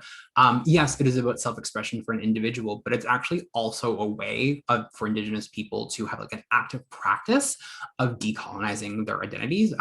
Colonization, the concept of internalized colonization, much like internalized sexism or racism, gets perpetrated in the way that Indigenous people think of themselves in colonized terms and think of themselves through like a white paradigm. So Indigenous culture is actually there, or two-spirit culture is actually there as a reparative practice to that. There's also this interesting point that the article makes that, and there's a few other scholars of color have talked about the fact that like for a lot of white queer people, when they come out and join a queer community, they see it as a break with their community of birth. Part of this, could be said to like the white Christianness, homophobia they grew up in, but there's another scholar named Kath Weston who talks about the fact that for white people who come out as gay, it's their first encounter with a subculture, because in the modern world, subcultures usually mean not the mainstream culture. If you're part of the mainstream culture, it often feels like you don't have a quote unquote culture of your own because you're not part of anything that's distinct from the kind of homogenized mainstream. And to someone growing up with a lot of privilege, that seems like a bad thing because privilege kind of hides itself really well. So a lot of queer people, when they kind of come out for the first time, if they're white, they're like, oh, I finally get to be part of a subculture. I finally get to be part of a distinct community, rather than just the status quo. But for a lot of queer people of color, that's a really different story. And so a lot of queer people of color, Kath Weston talks about the fact that actually experience about this is more of a tension, because they are already part of a culture that they really recognize as being really central to their identity and as being distinct from their oppressors. And so, like a Black queer person of color might not want to distance themselves from their family of origin or their ethnic community of origin or their racial community of origin. And so there's a lot more, the work to reconcile those things can be more complicated, and two-spirit two-spirit identity is an example of a desire to do that, of not wanting to make the decision that, oh, I'm queer now, I'm going to kind of like disavow my Indigenous identity and just embrace being queer and make the queer identity my home. The two-spirit is actually desire to reconcile those things and to acknowledge that those things were initially compatible and that it's colonialism that has made them irreconcilable. And the last thing I'll just say is that very often kind of criticisms of appropriation or kind of criticisms of white queer people within queer culture will be kind of stamped down by saying that they're too divisive and that the whole point of queer politics is that we're all the same. If you think back to that Royal Bank poster with like inclusivity, togetherness, that's actually a form of violence, potentially, and that actually can be shown to erase differences, because what that often means is that the best is that everyone just assimilates to kind of like a very heteronormative white queerness, and that's palatable and that should be the goal. And when actually we should be able to hold space for differences, and people should be allowed to live with dignity and rights, even if they don't conform to a very normative view of sexuality or gender. Okay. Great.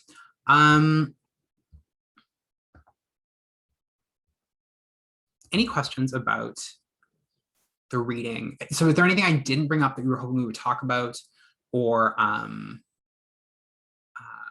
anything you just want to add or subtract?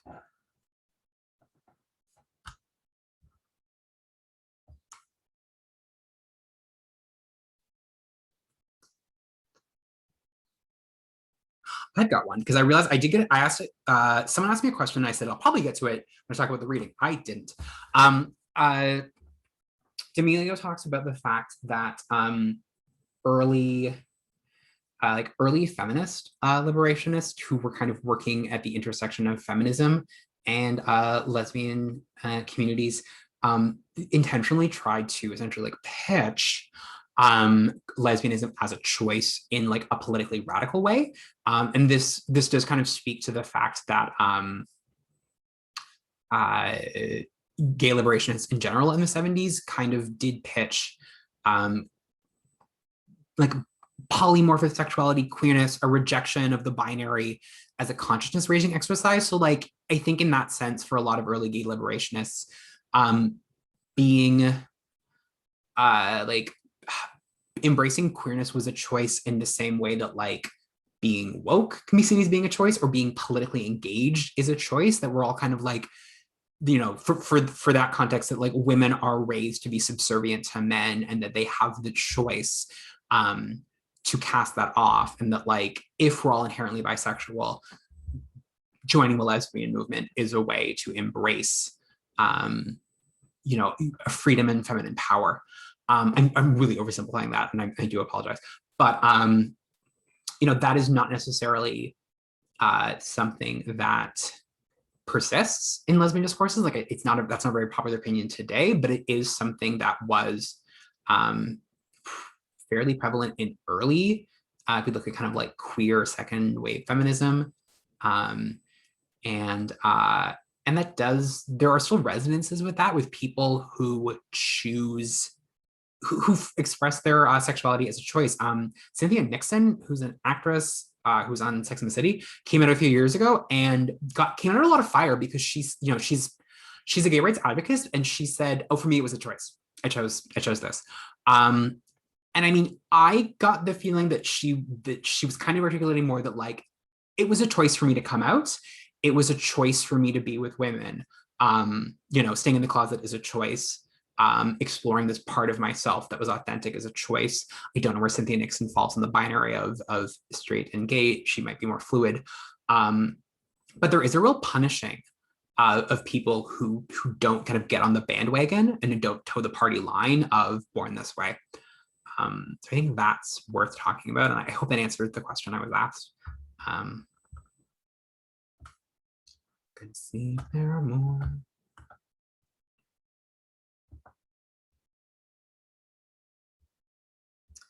Any other questions about the readings, about lecture today?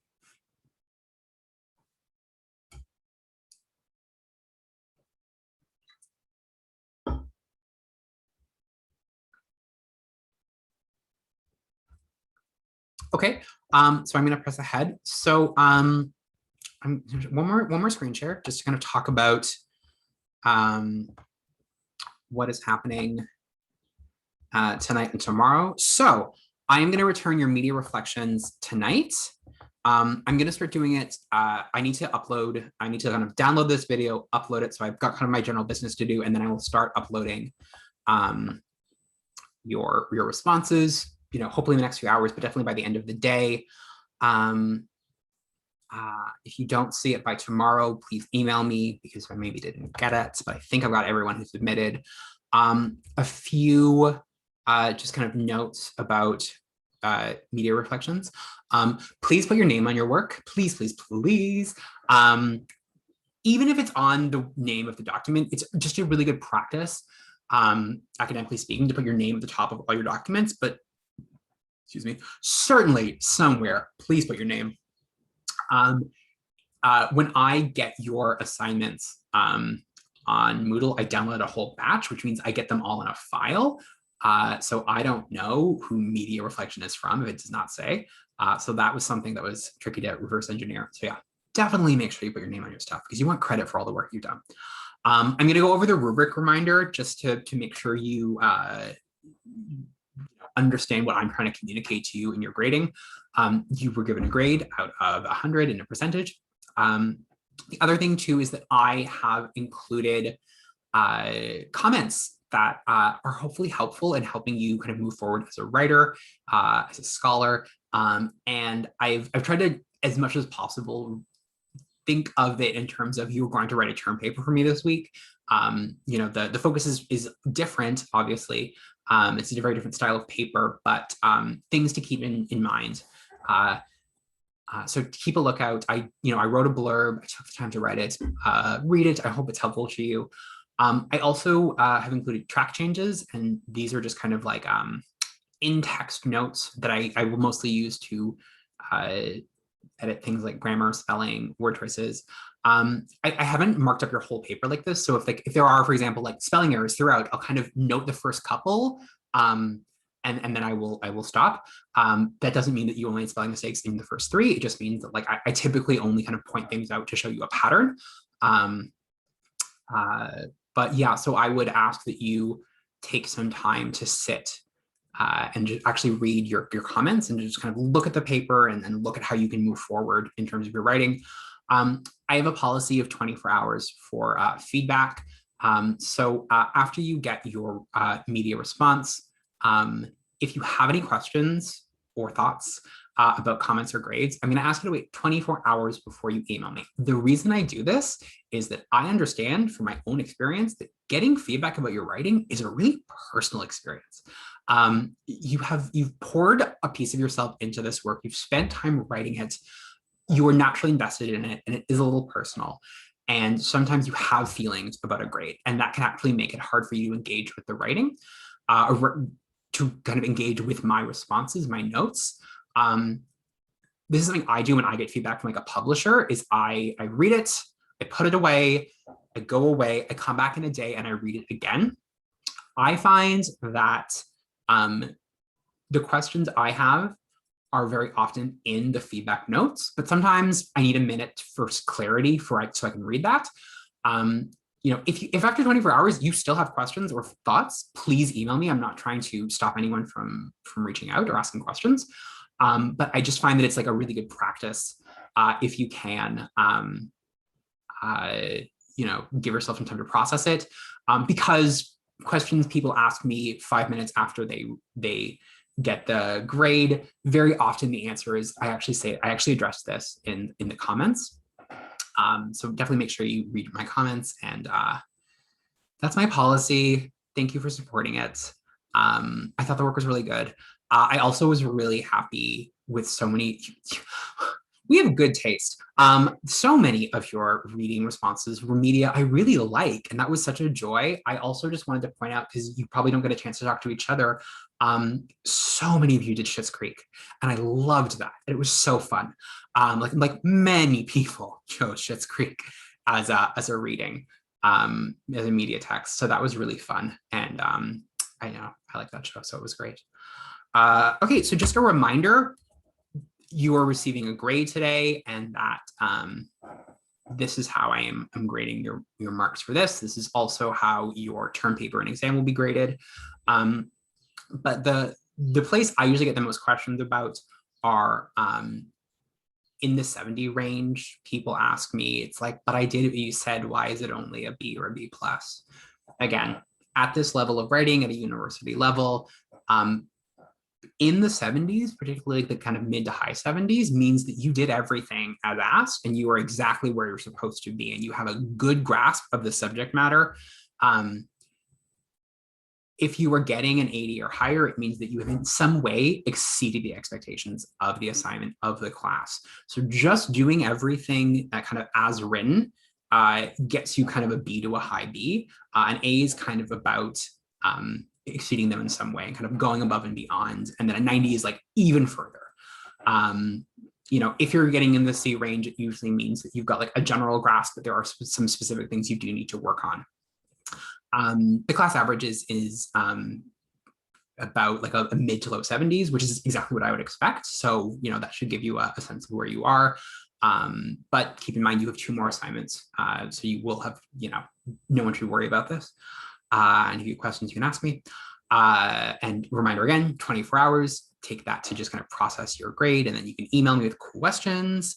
The last thing I'll say, tomorrow we're looking at trans representation, and we're watching a movie tomorrow. And just because of the way the last few movie days have worked, I would rather have you come to class and watch the movie. And I don't want to make you do that on your own time because you have readings to do. So what we're going to do is the first hour and 40 minutes of class is going to be movie time. So you do not need to come to class until 2:45 tomorrow. I will be here at 1 just to remind you that we're not having class yet. But truly, so like, at 1 o'clock tomorrow, don't sign into Zoom, sign into Netflix, watch Disclosure, which is a documentary on trans visibility. If you start at 1, you should finish at 2:40. I'll give you 5 minutes to take a break, and then join me at 2:45 and we'll have class. And that is the end of my spiel. Are there any questions about any of that?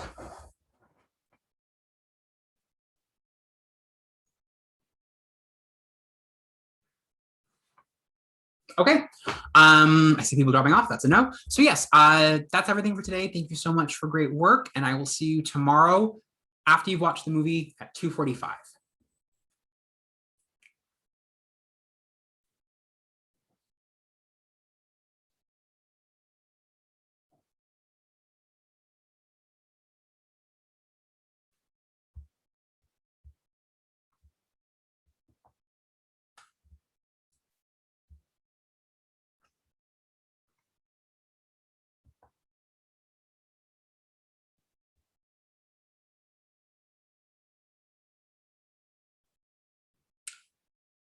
Great, folks. I'll see you tomorrow.